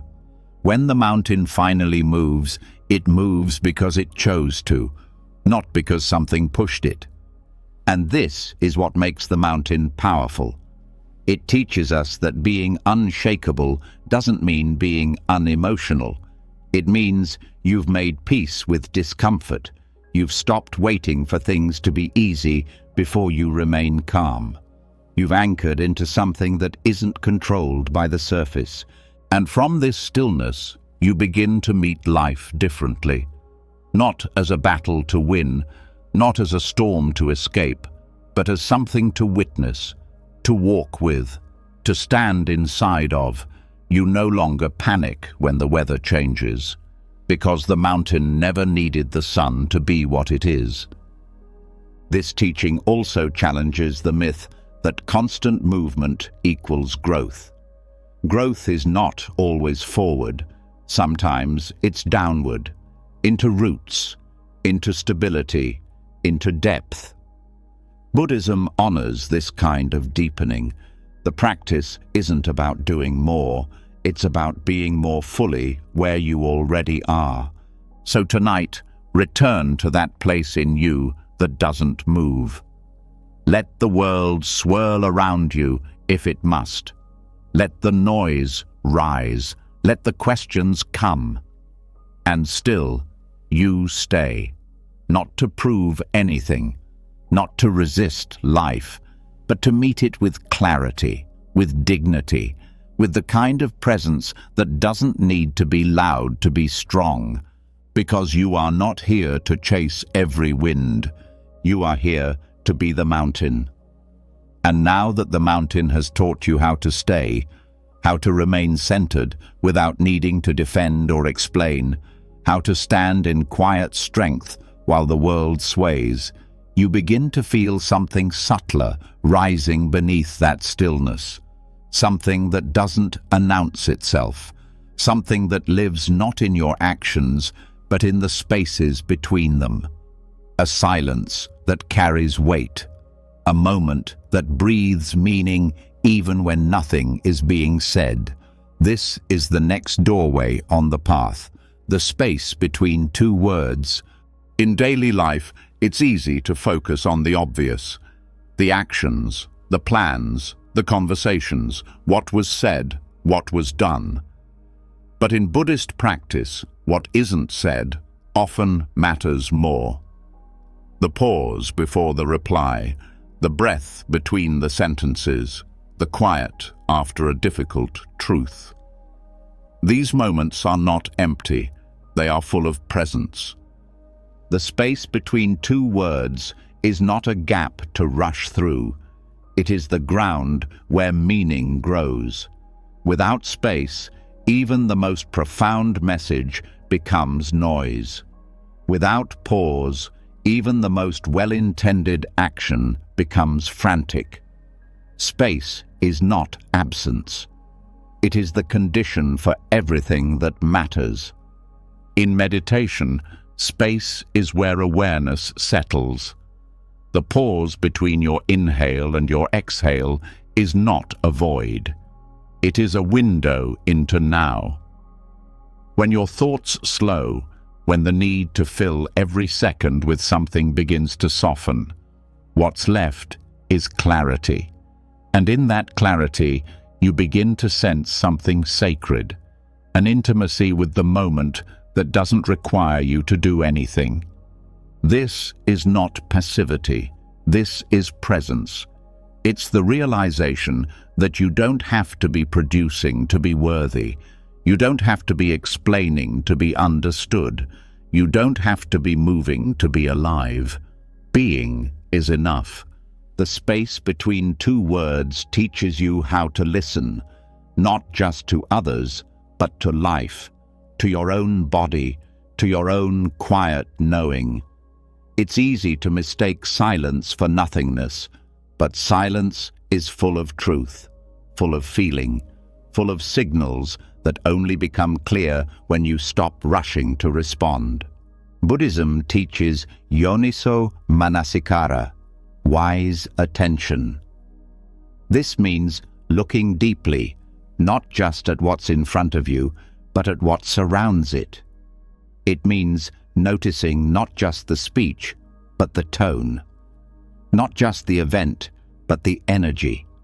Not just what someone says, but the breath they take before they speak. And this way of seeing extends inward. You begin to notice the spaces in yourself, the quiet before a reaction, the stillness before a thought takes shape, the moment when your heart softens but hasn't yet formed words. These are not dead spaces, they are sacred thresholds. Learning to value this space is a kind of unlearning, because most of life teaches you to move quickly, to respond fast, to fill silence before it makes anyone uncomfortable.